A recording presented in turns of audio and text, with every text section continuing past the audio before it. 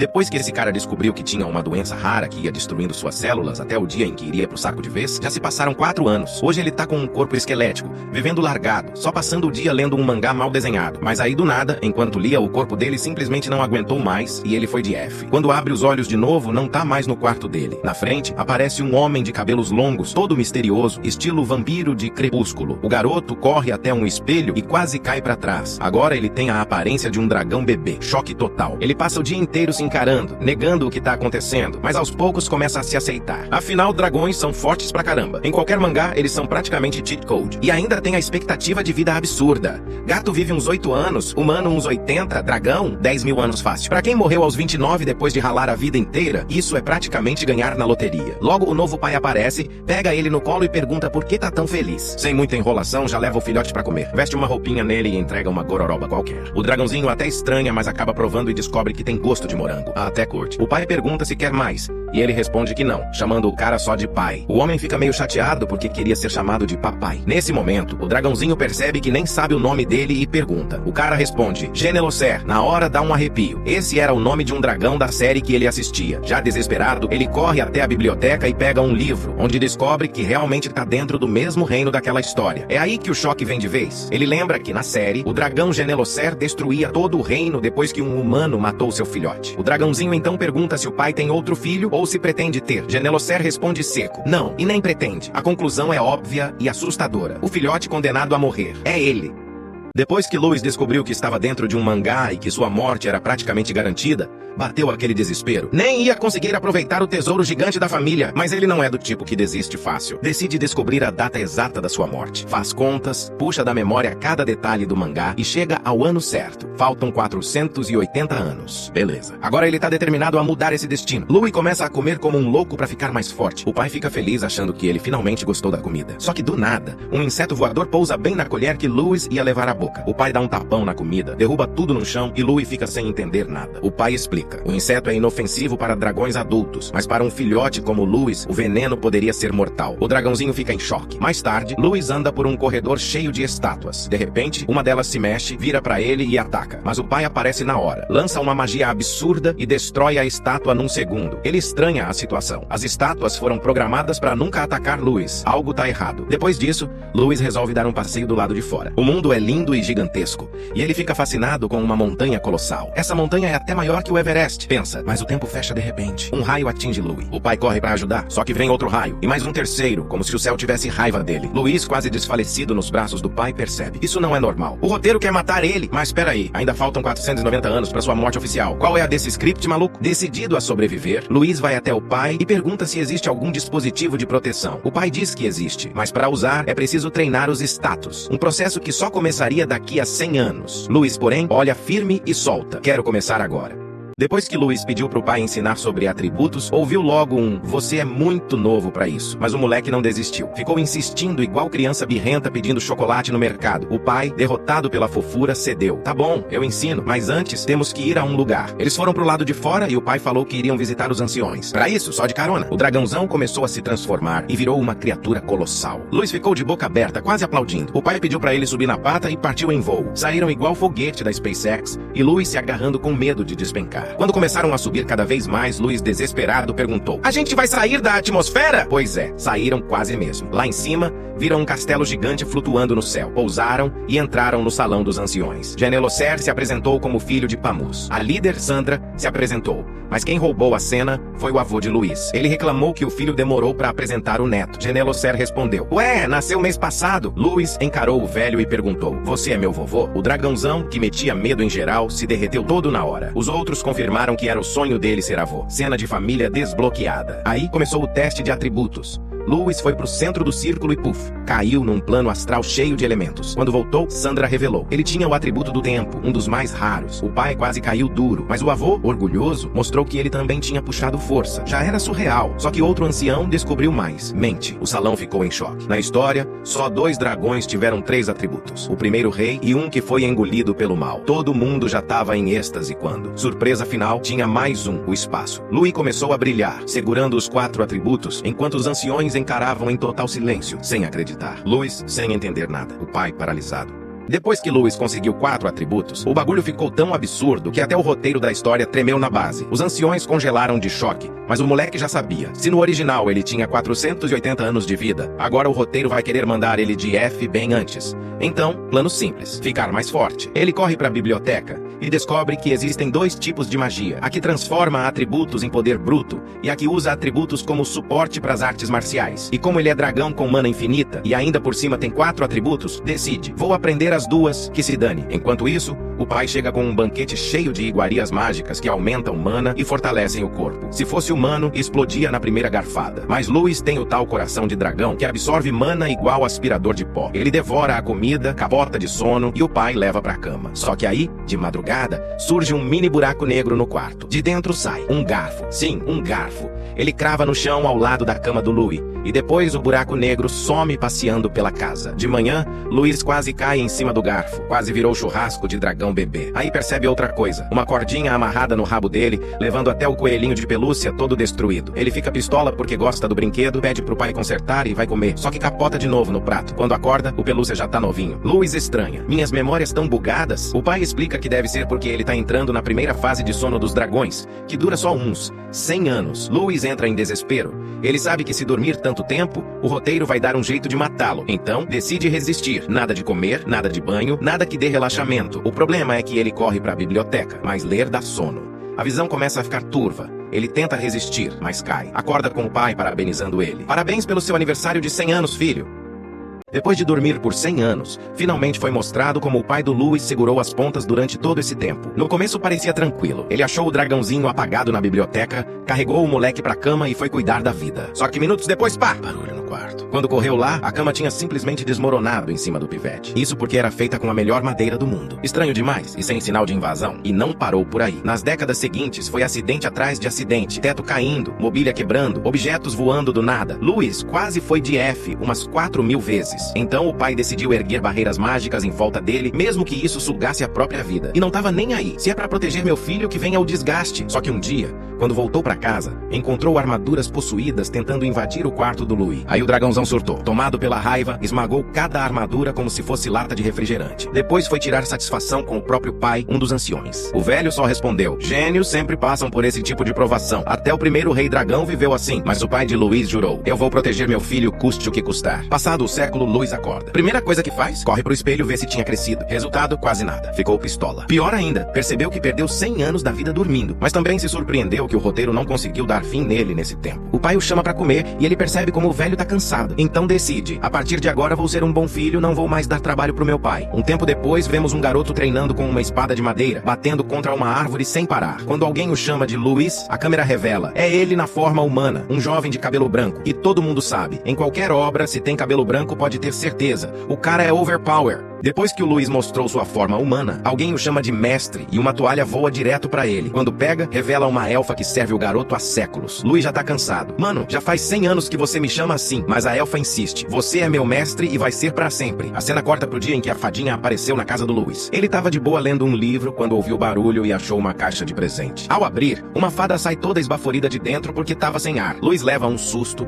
dá uma rabada nela e joga a coitada na parede. Ele achou que era uma mosca gigante. A fada se apresenta como Finn e solta que tá ali pra dar prazer. Mas calma, não é esse prazer que você pensou. Ela explica que tem o corpo perfeito pra usar qualquer roupa e mostra um armário lotado. Basicamente era uma boneca viva pra Louis brincar de vestir. Ele fica bolado, vira a caixa com ela dentro e vai cobrar o pai. Que merda é essa? O pai, todo inocente, achou que o filho ia curtir, porque toda criança sonha em ter uma fada. Ainda completa dizendo que até o primeiro rei dragão teve uma que virou a primeira rainha das fadas. Louis, óbvio, não quer nem de graça, mas a fada chora e insiste que faria qualquer coisa só pra ficar ao lado de um dragão e se sentir importante. De volta ao presente, Louis pede um livro pra estudar. A fada tira de um espaço temporal, tipo um armário ambulante. Mas o roteiro, que odeia ver ele tranquilo, manda logo um raio na cabeça dele. Louis ergue o braço e a pedra mágica absorve. Era uma pedra elemental de raio, mas já tava no limite. Antes que trocasse, cai outro raio. Ele abre um escudo na velocidade da luz e se salva. A fada fica chocada. Quase magia de primeira classe. As magias vão da 5ª até a classe 0. E a barreira dele já tá beirando o nível 1. Ele treinou tanto pra sobreviver ao roteiro que virou especialista nisso. Agora tá todo animado pra deixar todas as outras magias no mesmo nível. Depois que Genelocé comenta que vai ter que ir pro Castelo Prateado porque um dos anciões vai se aposentar, Louis pergunta o motivo. O pai explica que é candidato a assumir o cargo se o dragão se retirar. Louis fica de boca aberta, achando incrível. Ele até lembra da história original, onde Genelocé virou uma lenda por dominar 2 atributos no nível 0, mas depois perdeu a cabeça, foi dominado pelas trevas e devastou o continente. Só que dessa vez, Louis garante, isso não vai acontecer, porque ele não pretende morrer tão cedo. Genelocé avisa que a cerimônia pode demorar, mas dessa vez será só 10 anos. Louis, em vez de reclamar, apoia o pai e fala que passa rapidinho. O dragãozão até estranha a maturidade do filho. Na hora de partir, Genelocé começa a dar sermão. Comida tá na geladeira, remédio no quarto, não pula refeição, se cuida. Uma hora repetindo a mesma coisa, até que Louis se irrita. Vai logo, véi! Antes de sair, o pai entrega uma pedra de comunicação. Louis se anima, achando que vai falar com ele de longe,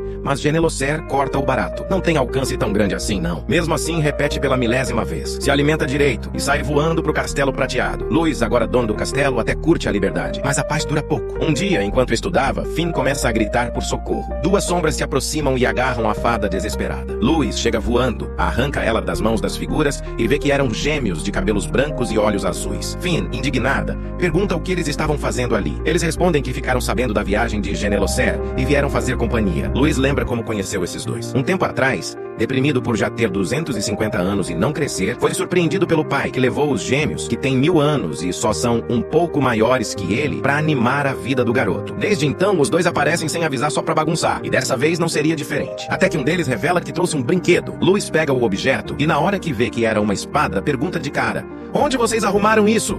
Depois que os gêmeos dragões apareceram com uma espada mágica, Louis ficou de cara e logo perguntou onde tinham arrumado aquilo. Eles, com a maior naturalidade do mundo: "Pegamos na sala do tesouro do pai." Louis quase caiu duro. A espada tinha uma pedra de atributo espacial incrustada. Ele até pediu a opinião da Finn, que analisou o círculo mágico e disse que o subespaço devia ser gigante, mas estava danificado. Louis logo pensou: se esse espaço for tão grande, deve estar entupido de tesouro. Bora consertar isso. Horas se passaram, os gêmeos já estavam jogando pedra um no outro de tanto tédio, quando Louis finalmente gritou: "Consegui!" Ele ativou a pedra com magia. O negócio brilhou e virou um buraco negro. Antes que pudesse pensar, todos foram sugados pra dentro. Resultado: teleporte aleatório direto pra uma caverna cheia de neve. Pra piorar, eles surgiram no ar e caíram de cara no chão. E como desgraça pouca é bobagem, a pedra espacial quebrou na mesma hora. Agora era oficial. Estavam presos. Um dos gêmeos começou a chorar, dizendo que Louis tinha quebrado a espada dele. Louis pergunta pra gêmea de quem era a arma e a menina responde tranquila: da tataravó. Mas sem nada dela, não. Finn, curiosa, acha outra espada fincada no chão da caverna. Ela conclui que provavelmente serve como ponto de teleporte,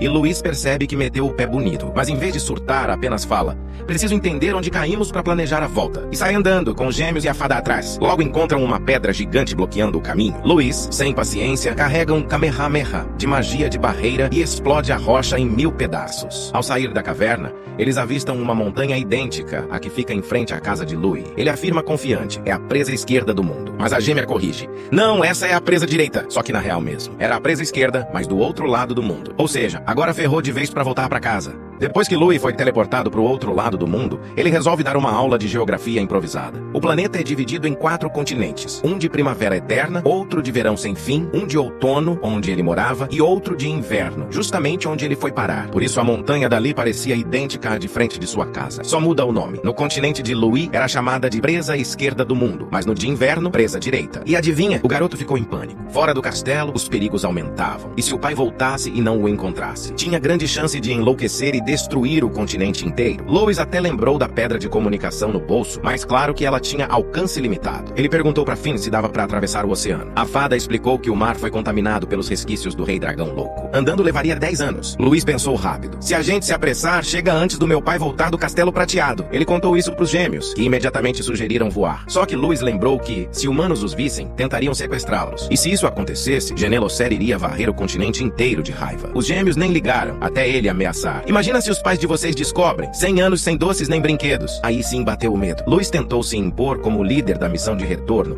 mas claro, os gêmeos quiseram ser os chefes também. Ficaram discutindo igual crianças no recreio até fecharem um acordo.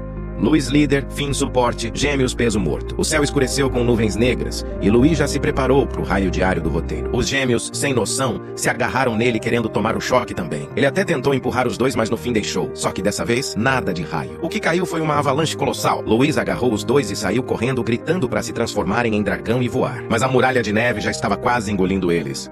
Quando a avalanche estava prestes a engolir Louie e os gêmeos, no último instante ele ergueu sua magia de barreira e cobriu todo mundo. Só que a força era absurda. Em vez de parar, a neve carregou eles montanha abaixo, enrolados igual roupa na máquina de lavar, e só parou quando estavam soterrados. Por pouco sobreviveram. Louie saiu da neve todo tremendo, achando que ia morrer. Mas os gêmeos estavam rindo, achando divertido, e ainda mandaram: "Vamos de novo!" Ele, claro, respondeu com um cascudo em cada um para ver se voltavam para a realidade. O problema é que a avalanche não só arrastou eles para longe, como também cobriu as estradas. Agora não tinham nem ideia de onde estavam. Louie preocupado, os gêmeos nem aí brincando na neve. O macho mergulhou igual pinguim, a fêmea foi atrás e sumiram. Louie achou que era pegadinha, mas quando foi se aproximar do local, ele próprio afundou. E de brinde puxou a pobre da Finn junto. Os dois despencavam sem parar. Louie gritando pra fada puxar eles de volta, mas como ela é do tamanho de uma boneca de chaveiro, claro que não deu certo. A queda parecia um tobogã sem fim, e quando Louie estava prestes a se transformar em dragão pra não virar panqueca, os gêmeos surgiram voando e o agarraram no ar. Botaram ele no chão como se fosse nada, e Louie, bufando, começou a respeitar pelo menos um pouco esses pestinhas. O lugar onde caíram parecia uma caverna, mas era óbvio que não era natural. Tinha marca de construção, parecia coisa feita por humanos. Louie pediu calma pra andarem devagar e não se afastarem da possível saída. Mas os gêmeos, claro, saíram correndo como se fosse playground. Ele ia começar a dar bronca, até que os dois pararam de repente. Louie perguntou o que foi, e os dois só apontaram pra frente, tremendo. Ele forçou a vista e viu homens de olhos brilhando, pedaços de gelo grudados nos corpos, arrastando os pés como mortos-vivos. Eram tipo zumbis congelados, prontos pra transformar a aventura em pesadelo. Depois que o Louie e os outros caíram numa caverna subterrânea de gelo, apareceram uns zumbis com olhos vermelhos e pedaços de gelo grudados no corpo. Eles vinham se arrastando devagar, parecendo querer dar um susto de filme de terror barato. Os gêmeos, claro, ficaram curiosos. Será que eles são humanos? Por que né? Humanos não têm olho farol de carro. Louie, por outro lado, lembrou de um mangá da sua vida passada, onde um rei e seus subordinados salvaram um reino inteiro de uma calamidade, mas acabaram virando zumbis porque não souberam a hora de tirar férias. Ele também lembrou que naquele lugar devia ter um artefato raro e já queria botar as mãos nele. Com os mortos-vivos se aproximando, Louie mandou os gêmeos resolverem logo o problema. Do nada, os dois tiram espada, sabe-se lá de onde. Só pode ser do Butico porque ninguém viu até agora. Khan foi o primeiro. Pulou, cobriu o corpo de eletricidade e atravessou um zumbi que explodiu no impacto. Atrás, outro morto tentou pegar Kanye de surpresa, mas ela girou com um golpe tão rápido que o bicho evaporou também. Louie, analisando de fora, comentou que os dois lutavam no nível de samurais de classe 2, equivalente a magos de nível 5 a 0. Pra idade deles, era insano. Só que tinha muito zumbi. Louie, então, usou seu poder de tempo. Conjurou correntes que prenderam as armas dos inimigos, deixando-os parados como se estivessem em câmera lenta. Os gêmeos não pensaram duas vezes e foram bagaçando tudo pela frente, rindo como se fosse jogo no modo fácil. Um por um, os zumbis foram pro saco, até sobrar o último, que praticamente chorou porque já sabia que ia de F. Os gêmeos deram o golpe final juntos e encerraram a luta. Depois de tudo, ficaram entediados porque foi fácil demais. Mas Louie, com aquele olhar de professor que guarda a pior parte da lição pro fim, chamou os dois e avisou. Agora sim vinha algo bem mais divertido.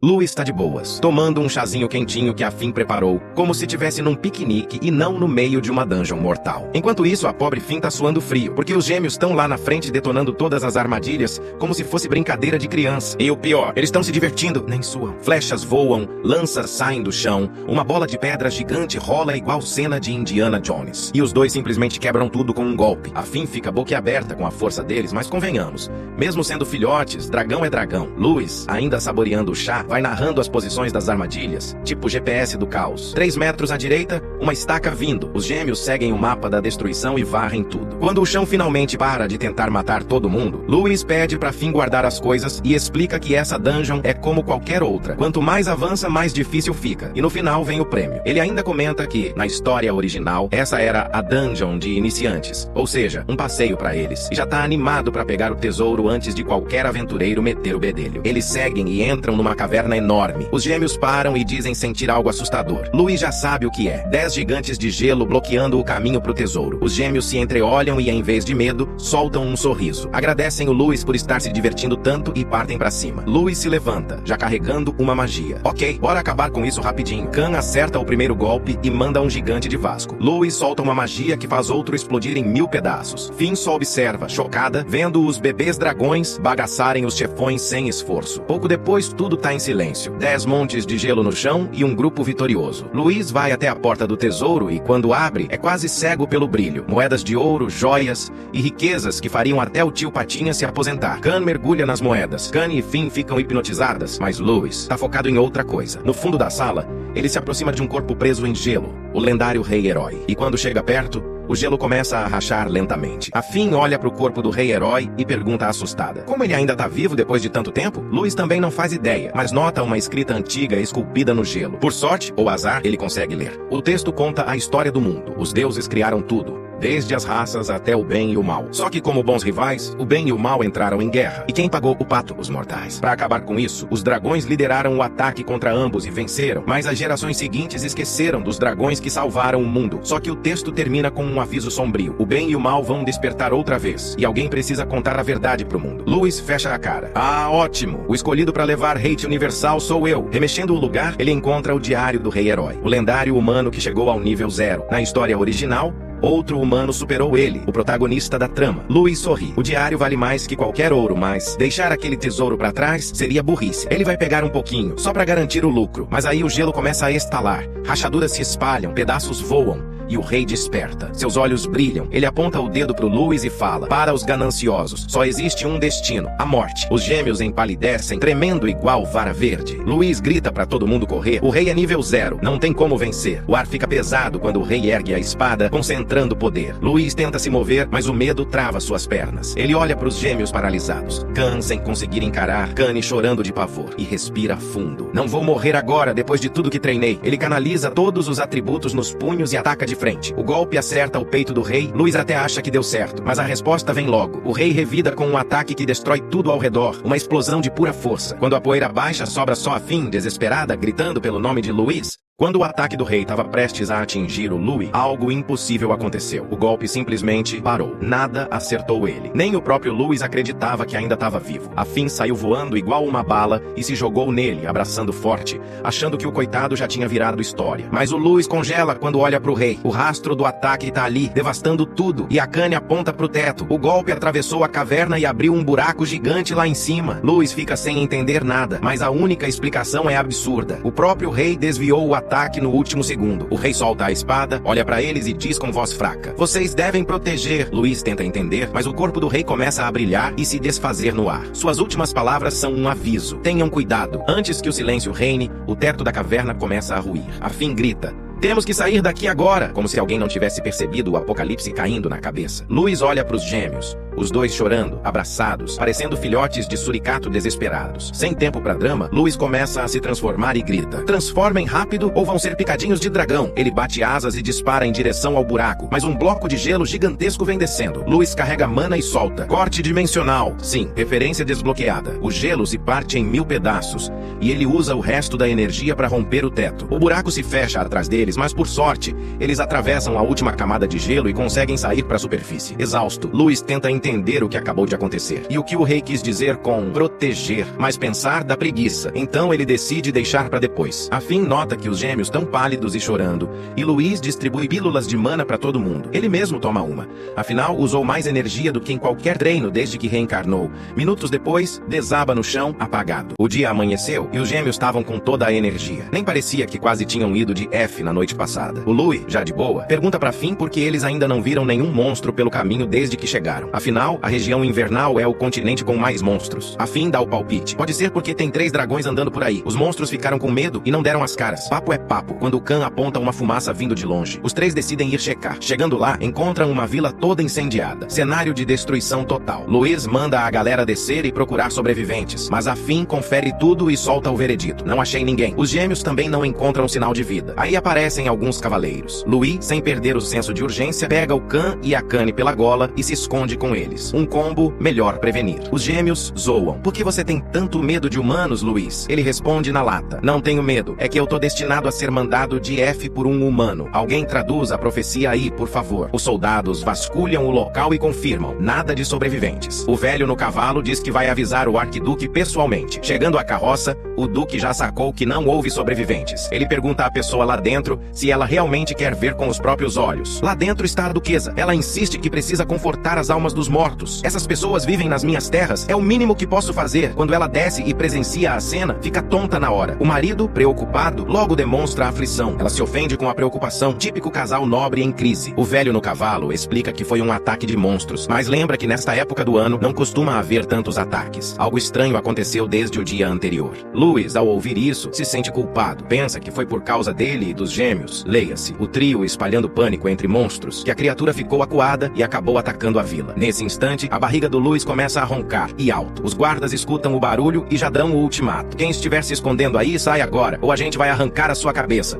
O velho cavaleiro perde a paciência. Já que quem tá escondido não vai sair, então a culpa vai ser deles. E o cara começa a liberar a aura, como se fosse o Goku da terceira idade prestes a soltar um Kamehameha. Num instante, ele ataca o lugar onde o Louis e os gêmeos estavam escondidos. Os escombros voam pra todo lado, mas quando a poeira abaixa, dá pra ver as crianças ali, paradas, encarando o velhote de frente. A duquesa, ao ver a cena, corre na hora. Eles são sobreviventes da vila, diz, toda emocionada. Louis, que é ligeiro, tem uma ideia genial. Começa a chorar. Os gêmeos ficam sem entender nada, só olhando pra ele tipo, tá maluco é? Mas o Louis sussurra pra eles chorarem também. E aí pronto, o show começa. Os gêmeos começam a chorar alto, chamando pela mãe e correndo pra abraçar a duquesa, que derrete na hora. O Louis observa de canto e pensa, peraí, será que esses dois fingem ser abestados, mas na real são gênios do drama? O Duque pergunta pro Louis se eles realmente sobreviveram ao ataque. E o garoto confirma, soluçando igual um ator de novela mexicana. A duquesa, toda tocada, pede pro marido, vamos levar as crianças pro castelo, por favor. E o Duque, sem saída, aceita. Logo, os cavaleiros colocam os três dentro da carroça e partem rumo ao castelo. A Finn, que ficou pra trás, não entende nada e só vê a carruagem indo embora. Corta a cena. No castelo, os gêmeos e o Louis estão tomando banho. E surpreendentemente, os dois tão tranquilos, brincando, jogando água na cara do Louis e rindo como se não tivessem quase virado churrasco ontem. As empregadas ficam encantadas com eles. Pele branquinha, rosto fofinho, tipo mini modelos de capa de shampoo. Depois do banho, vestem roupas novinhas. E quando a duquesa vê, mal reconhece os meninos. Ela chama eles pra comer e fala pra mandarem ver à vontade, sem frescura. Louis, enquanto isso, tá só maquinando um jeito de fugir dali e voltar pra casa. O problema é que ele ainda tá esperando a Finn aparecer e não entende porque ela ainda não chegou. Corta de novo. Finn tá voando a toda velocidade, tentando adivinhar pra onde a carruagem foi. Ela até tinha tentado seguir antes, mas foi capturada por dois pássaros das neves, o que fez ela perder o rastro. De volta ao castelo, já é madrugada. Louis anda pelos corredores quando escuta uma conversa entre o Duque e a duquesa. O Duque fala baixo, mas o suficiente pra gelar a espinha do Louis. Essas crianças não podem ficar aqui pra sempre. Você não pode tentar substituir nosso filho por eles. A duquesa, firme, responde, eu não quero esquecer nosso filho, então por favor, aceite essas crianças como nossos filhos. Louis paralisa. E agora? O moleque percebe que tá encrencado até o pescoço. Do jeito que vai, ele pode acabar virando o novo filhinho da duquesa. Ferrou bonito pro Louis. O Louis estava com a cabeça a mil. O cara ficou ali pensando no que fazer. Porque, né? O Duque era simplesmente de uma das famílias mais poderosas do continente invernal. O homem praticamente mandava no continente inteiro. E se ele aceitasse ser adotado, depois ia ser um inferno pra ir embora. O moleque só pensava, se a Finn estivesse aqui, a gente já tinha bolado um plano junto. E como se tivesse ouvido o pensamento dele, a Finn aparece pela janela, toda sorridente. Os dois se abraçam numa cena bem fofinha, tipo aquele momento de respiro no meio da bagunça. Logo em seguida, os gêmeos aparecem e já transformam o clima em festa completa. Risada pra cá, brincadeira pra lá. Parecia até que o drama tinha acabado. Mas aí a Finn solta. Beleza, agora a gente pode ir embora. E o Louis, com aquela cara séria de sempre, responde. Não vai ser tão simples assim. Ele explica que a duquesa quer adotar eles porque perdeu um filho recentemente. A Finn, ouvindo isso, fica pensativa. Ela sabe que o Louis é frio e calculista na maioria das situações, mas quando o assunto envolve emoção, ele se enrola todo. E é justamente isso que faz ela respeitar tanto o garoto, porque mesmo sendo um gênio, ele ainda tem um lado humano. Então a Finn bola uma ideia meio maluca. Conhecer um dragão pela primeira vez é uma honra, né? Geralmente se dá um presente pra comemorar. Então, já que a duquesa perdeu um filho, por que você não dá um pra ela e vai embora? O Louis quase engasga. Dar um filho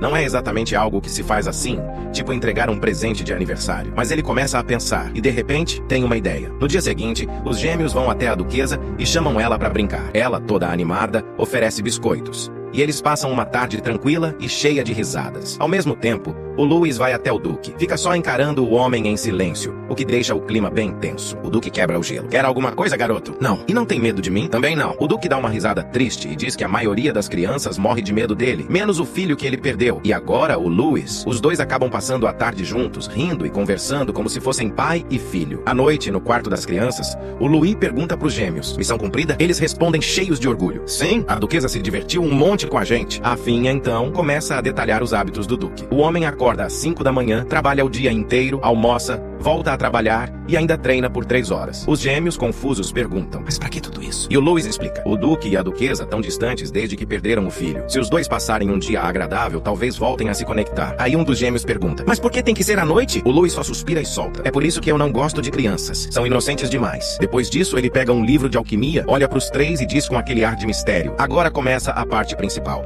Louis achou o livro de alquimia por acaso. Ou melhor, por pura curiosidade misturada com desespero. Ele estava fuçando na biblioteca do pai, tentando achar um jeito de prolongar a vida, quando encontrou o tomo antigo e todo empoeirado. Só que o pai dele apareceu do nada, tipo vilão de última fase. No reflexo, Louis escondeu o livro no casaco e fingiu que lia um manual de etiqueta. Despistou o velho, mas quase infartou. No presente, Louis folheia o livro e acha uma receita chamada Poção de Afinidade Conjugal, que reacende o amor entre casais, ou seja, o azulzinho medieval. E como o Duque e a Duquesa estavam frios igual o inverno, parecia o plano perfeito. Ele entra no guarda-roupa, usa magia de expansão e cria um mini laboratório. Frascos brilhando, fumaça saindo. Parecia o Walter White versão nobreza. Depois chama a Finn e explica o plano. Espalha umas gotas no café da manhã deles, só umas, mas Finn entra em modo dane-se e taca poção em tudo. Pão, leite, linguiça, até na água. O banquete virou um festival afrodisíaco. De noite, Louis vai de fininho até o quarto do casal para ver se deu certo. Antes de chegar, escuta 2 empregadas fofocando. O jardineiro me confessou amor hoje.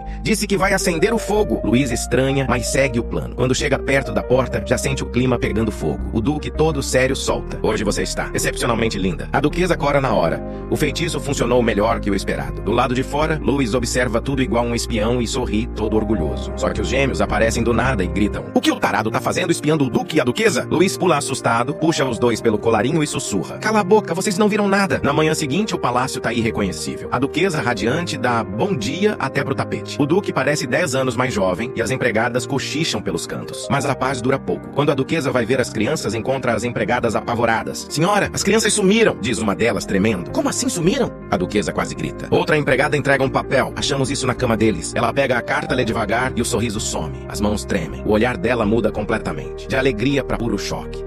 Na carta que deixou para trás, Louis explicou que ele e os gêmeos precisavam seguir seu próprio caminho. Escreveu com todo o respeito que sentia muito pela perda do filho da Duquesa, mas pediu para ela ficar tranquila, porque uma nova vida estava a caminho. Ninguém entendeu muito bem essa parte ainda. Algumas semanas depois, um padre é chamado ao castelo e dá a notícia: a Duquesa está grávida. A mulher quase desmaia de alegria e só então entende o que Louis quis dizer com nova vida. O casal passa a acreditar que as crianças foram enviadas por fadas para abençoar o lar deles. Empolgado com o milagre, o Duque manda distribuir pão para os pobres da cidade. Olha só que generoso. Só esqueceu de um detalhe: a farinha usada nos pães estava cheia da poção do azulzinho que a Finn tinha espalhado na cozinha. O padeiro, sem saber, faz pão pra caramba e distribui por toda a região. Resultado, aquele ano entrou pra história como o ano da fertilidade abençoada, porque nunca nasceram tantos bebês no reino. Enquanto isso, Louis e os gêmeos seguem viagem, finalmente livres e rindo à toa. Os dois pequenos estão curtindo tanto que dizem querer viajar por uns 100 anos. Louis quase tem um treco. 100 anos?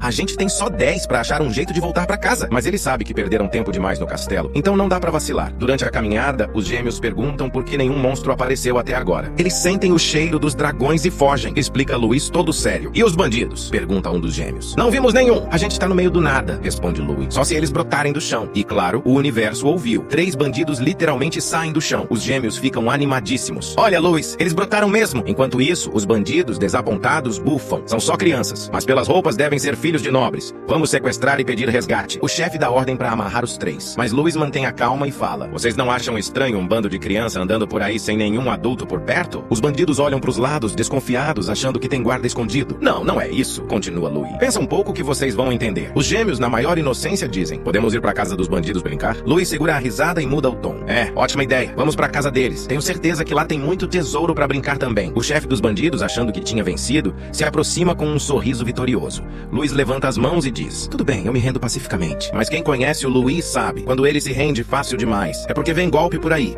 As crianças estavam sendo levadas pelos bandidos na maior tranquilidade, como se estivessem indo para um passeio escolar. Os gêmeos, sorrindo, até acenavam pro caminho. Um dos bandidos coçou a cabeça, achando aquilo meio errado. Chefe, essas crianças aí tão felizes demais para quem tá sendo sequestrado. Mas o líder, todo convencido, respondeu: dane-se, o importante é o dinheiro do resgate. Depois de um tempo de caminhada, o bandido gordinho avisou: chegamos no esconderijo. O esconderijo era basicamente uma fortaleza gigante, toda feita de pedra e ferro, digna de filme. Os gêmeos, com os olhos brilhando, gritaram: uau, que lindo! Louis analisou o lugar e comentou sério. Essa estrutura é bem feita. Só vi algo assim no castelo do meu pai. O gordinho, orgulhoso, respondeu. Tudo isso aqui foi construído pelo chefe dos bandidos. Ele é...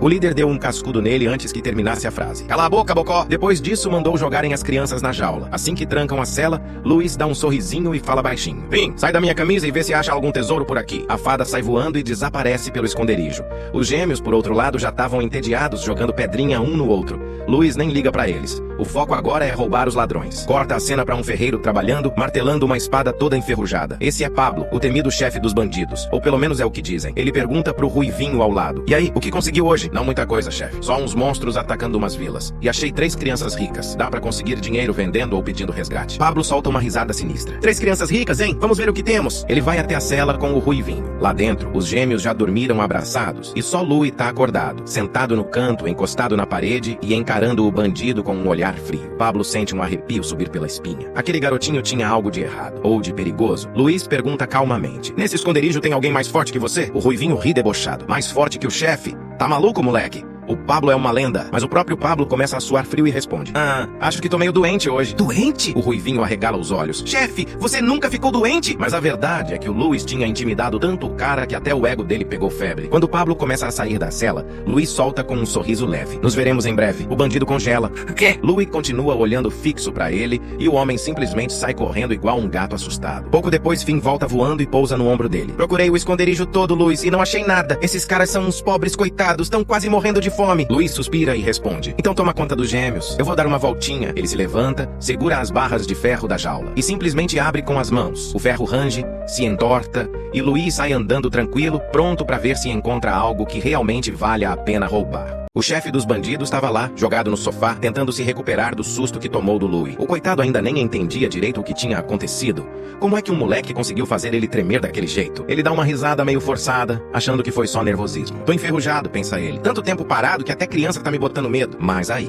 Do nada, o Luiz aparece do lado dele e pergunta. Tá rindo do quê? O chefe congela na hora. O suor desce. Mas como esse pirralho saiu da cela? O Luiz, com a maior calma do mundo, responde. Ué, sai andando. O cara fica em choque, pega o machadão e mete um golpe com tudo, tipo, ou acerto ou morro tentando. O ataque vem com tanta força que ele mesmo se assusta. Mas antes de acertar, o machado simplesmente para no ar, travado. Luiz dá aquele sorrisinho debochado, tipo, é só isso que você tem? O chefe nervoso tenta bancar o durão. Tô te dando uma chance pra voltar pra cela, pirralho, antes que eu te quebre na porrada. Pode tentar, responde o Luiz, com a confiança de quem já sabe que vai dar ruim pro outro. O chefe perde a paciência e parte pra cima, golpe atrás de golpe, mas não acerta nenhum fio de cabelo do garoto. O desespero bate e ele pergunta, O que diabos você é? Luiz dá aquele olhar frio e diz, você já sabe a resposta. Nesse momento, Finn aparece, parecendo uma criança que acabou de quebrar um vaso. Luiz, os gêmeos estão aprontando de novo, tão entediados demais. Aí ela sente o cheiro do chefe, se aproxima e solta. Que cheiro é esse? Ele tem cheiro de anão, mas é maior que um orc. Luiz dá um meio sorriso e fala, ele é um meio anão, filho de anão com humano. O chefe arregala os olhos. Como assim meio humano? Você sabe a resposta, diz Luiz, enigmático. Tipo um professor que quer ver o aluno se ferrar tentando lembrar da lição. E aí vem o flashback. O pai do chefe aparece forjando uma arma dizendo, filho, se um dia você encontrar alguém que te faça sentir uma vontade incontrolável de servi-lo, fuja, nem olhe pra trás. O garoto pergunta, e se eu não conseguir fugir? Então sirva-o, mas se puder, corra. O menino insiste, mas quem é esse ser, pai? Shhh, fale baixo. Eles escutam tudo. Fim do flashback. O chefe olha pro Luiz com o olhar de quem acabou de entender que se meteu com a pessoa errada. Você é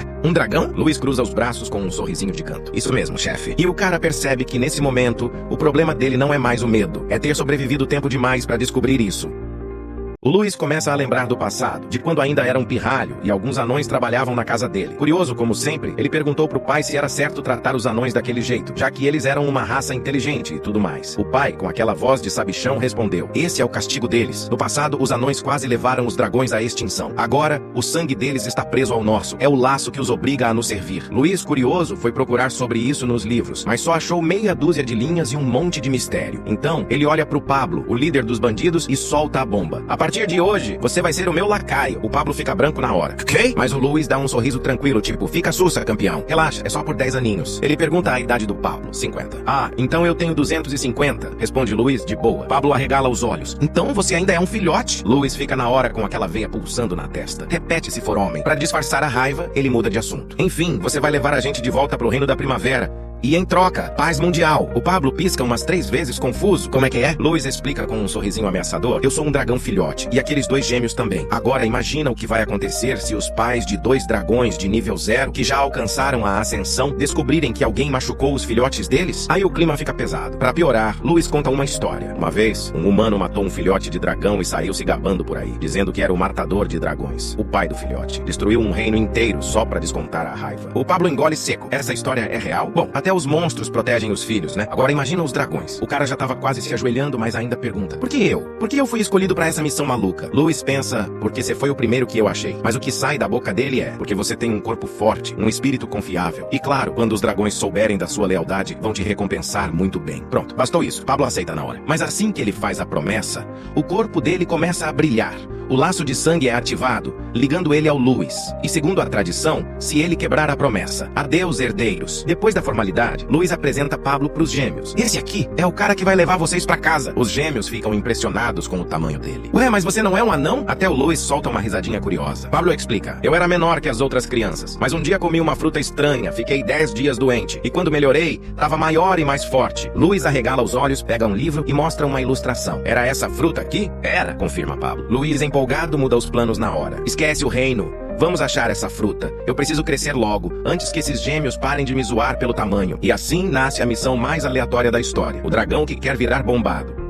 Os gêmeos quase piraram quando ouviram falar da fruta mágica. Já estavam imaginando ficar gigantes, com músculos saltando e caudas de dragão batendo no chão. Mas o Pablo, com aquela cara de tenho más notícias, interrompeu o sonho deles. Tem um problema. O lugar onde a árvore cresce tá cheio de orques das neves. Luiz, com zero paciência pra drama, responde: e daí? Você só precisa mostrar o caminho. O resto é comigo. Depois de algumas horas de caminhada, eles chegam a um morro de onde dá pra ver o acampamento dos orques. Pablo aponta lá pra baixo. Era pequeno, mas agora tá umas 100 vezes maior. E a árvore fica no centro. Luiz observa e franze a testa. Só tem uma tenda ali. Eles arrancaram a árvore? Não, ela fica no subsolo, explica Pablo. Orc é burro, então duvido que tenham descoberto. Enquanto o Pablo tentava bolar um plano mirabolante, Luiz simplesmente ignora e grita pros gêmeos: bora, é hora do passeio! E os 3 descem o morro direto pro meio do acampamento, deixando o Pablo em puro desespero. Eles vão morrer! Grita ele. Mas a Finn, que tava escondida no casaco dele, dá um tapinha na cabeça do anão. Relaxa, eles são dragões, mesmo filhotes. Lá embaixo o caos começa. Assim que os orcs sentem a presença dos dragões chegando, a aura deles preenche o ar, pesada e assustadora. Os gêmeos, empolgados, pulam no meio do acampamento igual 2 filhotes de fera faminta. O primeiro orc que aparece toma um golpe e voa pra longe. O segundo larga a arma e sai correndo. Em segundos, metade do acampamento já tá batendo em retirada. A Finn observa de longe e comenta: é igual rato vendo cobra. O instinto manda correr. Enquanto isso, um dos subordinados do Pablo chega esbaforido. Chefe, a montanha tá tremendo. O que tá acontecendo? Quando ele olha lá embaixo e vê as crianças destruindo o acampamento, arregala os olhos. Você já sabia que eles eram assim? A Finn, ainda escondida, cochicha. Diz que sabia. Eu já sabia, repete Pablo. E que tipo de monstros são essas crianças? Pergunta o subordinado. Finn, ofendida, rosna de dentro do casaco. Monstro é a tua mãe! Pablo, sem pensar, repete alto. Monstro é a tua mãe! O silêncio toma conta. O subordinado olha pra ele sem entender nada. Finn dá um cascudo no Pablo por ter repetido aquilo. E o coitado só aguenta em silêncio. Mas a cena é roubada no instante seguinte. O chefe dos orcs surge. Um brutamontes de quase 3 metros, carregando um machado gigantesco. Ele avança com tudo e desce o golpe em cima do Luiz. Só que o Luiz segura o machado com uma mão. Com a outra, concentra a mana no punho e com um sorriso debochado, acerta um soco monstruoso no estômago do orc. O impacto é tão forte que o chão treme. O chefe dos orcs é lançado longe, rolando dezenas de metros até virar poeira no horizonte. Pablo e o subordinado ficam paralisados, boquiabertos. E ele acabou de? Sim, responde o subordinado. Com um soco, os gêmeos tinham espancado tanto o orc que já estavam bufando, suados e de língua de fora, igual 2 cachorrinhos depois de uma corrida. Luiz joga umas pílulas de mana pra eles recuperarem o fôlego e grita pro Pablo: desce aqui e mostra logo onde tá a árvore. Mas o anãozão ficou lá em cima com cara de quem acabou de ver um fantasma. O subordinado até ensaiou um eu vou com ele, mas bastou encarar o olhar do Luiz pra mudar de ideia rapidinho. Onde tá a árvore, Pablo? Pergunta Luiz, já começando a perder a paciência. O coitado do Pablo tá tão nervoso que a mente dele desligou por alguns segundos. Luiz revira os olhos. Mostra logo,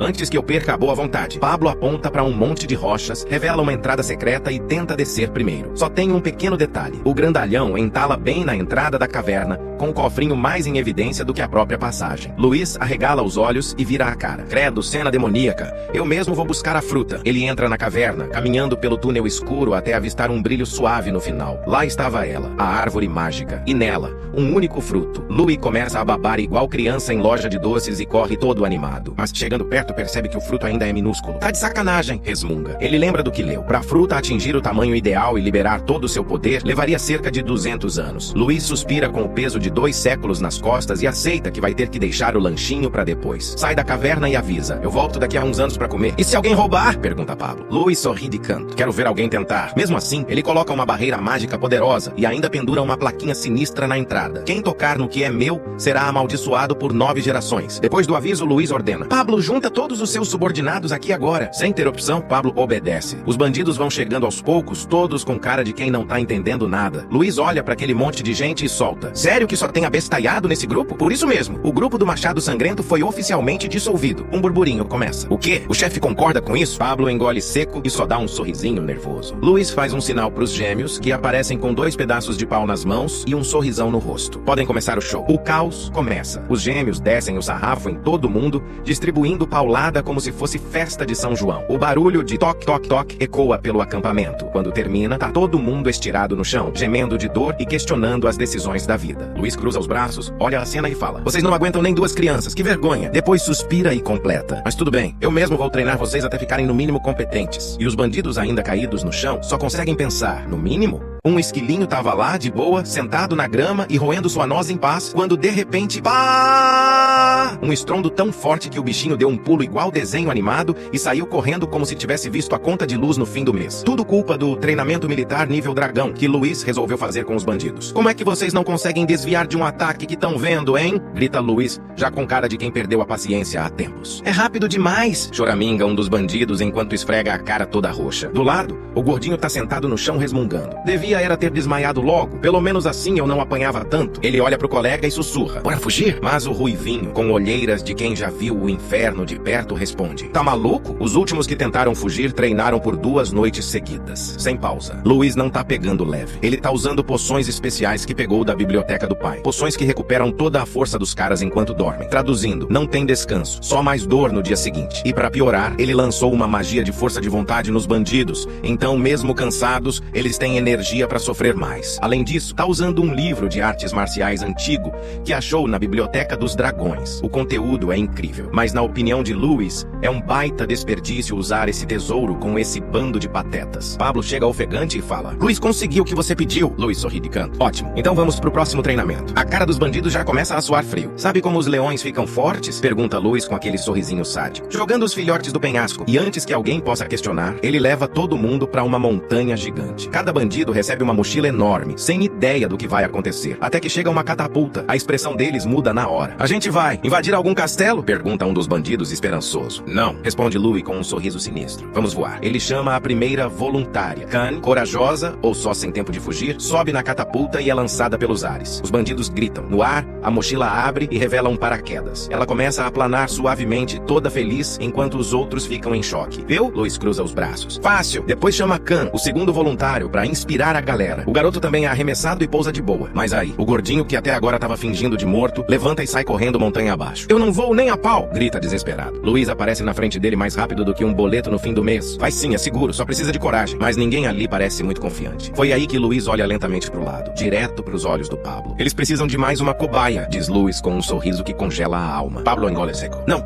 Começa a recuar. Mas já é tarde demais. Todos entenderam quem vai ser o próximo passageiro da catapulta. Pablo tava ali, firme e forte, ou melhor, duro e desesperado, dizendo que não ia subir na catapulta nem ferrando. Tava tremendo igual vara verde. Mas aí Louis, com aquele sorrisinho malicioso de quem já tem um plano, pergunta em voz alta. Galera, vocês acham justo o Pablo ficar só na vida boa enquanto vocês estão aqui quase morrendo de treinar? Foi como jogar gasolina numa fogueira. Os subordinados se inflamaram na hora. Foi ele quem trouxe a catapulta, grita um. Então que ele seja o primeiro a usar, grita outro. Em segundos a galera toda se junta e arrasta o coitado do Pablo pra catapulta. Ele grita, esperneia, implora, mas é em vão. Um deles puxa a alavanca. Pá! E Pablo é arremessado igual um cocô voador, sumindo no céu com um grito que ecoou pela montanha inteira. Bom, agora é a vez de vocês, diz Louis todo calmo, enquanto os subordinados congelam. O quê? Gritam em coro, lembrando que também tinham que subir naquilo. 4 semanas depois, a montanha já virou parque de diversões de gente desesperada. Enquanto a galera aprende a voar na base do trauma, Louis está quebrando a cabeça com outro problema. Precisa ensinar uma arte marcial avançada para os bandidos. Ele sabe que, se aparecer alguém minimamente forte, podem roubar a fruta dele facinho. O problema? O único manual que ele tem é o lendário Livro do Herói do Mundo. Complexo pra caramba, principalmente pra esse bando de panacas. É então que os gêmeos chegam. A arte marcial é chato demais, resmungam. Vocês já leram algum livro de técnicas marciais? Pergunta Louis, já desconfiando. Claro, vários! Respondem como se fosse a coisa mais básica do mundo. Louis arregala os olhos. Então me digam, lembram de alguma técnica? Umas 2 ou 3, dizem eles, e logo começam a discutir quem lembra mais. Louis saca papel e caneta e propõe. Então façam uma competição. Quem escrever mais técnicas ganha. Os dois se animam na hora. Em questão de minutos, parece que uma gráfica foi instalada no acampamento. Milhares de folhas voando pra todo lado. Louis pega os papéis e percebe que não são rabiscos. São 11 livros completos de técnicas perfeitamente escritas. Ele até duvida por um instante, mas quando lê, tá tudo impecável. Quem ganhou? Perguntam eles empolgados. Empate, responde Louis. A Kanye escreveu um livro a mais, mas o Khan escreveu técnicas melhores. Eles já estão quase brigando de novo quando o fim aparece. Já terminei os preparativos. Corta a cena pra 2 semanas depois. Os subordinados. Meu amigo, tão bombados. Os caras tão fortes que parece que vão competir no Mr. Olímpia medieval. Veias saltando, músculos explodindo. Aura de, agora eu mato um urso com a unha. Louis sobe numa pedra e começa o discursinho motivacional. Vocês evoluíram muito nas últimas 6 semanas. E agora? Vão saber por que esse treinamento foi tão rigoroso. De repente, o chão treme. Raios estalam. Uma energia absurda começa a envolver o corpo de Louis. Os olhos brilham. A aura explode e, BUM! Asas gigantes aparecem nas costas dele. Louis acaba de se transformar em um anjo alado colossal. Os subordinados ficam de boca aberta. O quê? O que é isso? Pergunta um, com cara de quem acabou de ver o Wi-Fi funcionar na roça. Nem eu entendi. Pensa o narrador, e eu também. O Louis solta a bomba. Diz que é ninguém mais, ninguém menos que o deus da guerra Kalos. E claro, os bandidos ficam de queixo no chão. Esse nome não é qualquer coisa. Kalos é aquele deus lendário que, segundo as histórias, empilhou corpos de demônios como se fossem Lego. Enquanto a galera tá ali, em choque e quase pedindo autógrafo, Louis está no modo desespero interno, controlando o corpo gigante feito com refração e luz, tentando não desmontar no meio do teatrinho. Os gêmeos, que são tipo fita adesiva mágica, ficam consertando as partes que começam a sumir com seus poderes de raio. É praticamente um cosplay divino coletivo.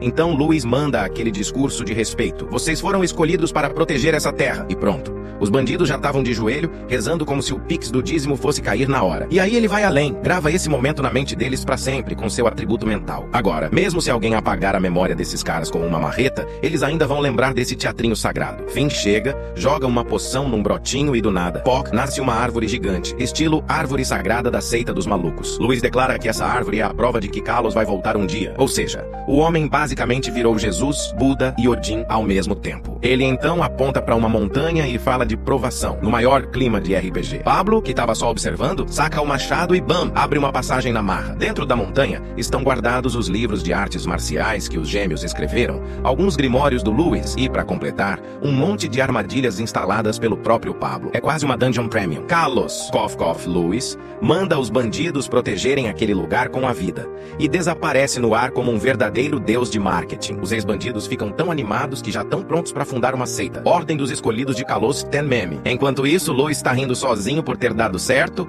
os gêmeos achando tudo incrível e Pablo com a cara de mano, agora eu também sou um cão de guarda, só que de coleira chique. Louis puxa Pablo e diz que é hora de ir embora. Corte de cena. Castelo Prateado. O pai de Louis está morrendo de saudade do filhote. Aquele drama de família, mas atolado em papelada. No fim, decide que vai dar um jeitinho de visitar Louis por um dia só. Só que, bem na hora que ele tá se arrumando, aparece um cara de cabelos brancos perguntando se ele vai fugir das responsabilidades. Cara misterioso fala séria, e tudo indica que esse é ninguém menos que o pai dos gêmeos. E meu amigo, isso cheira a treta daquelas boas.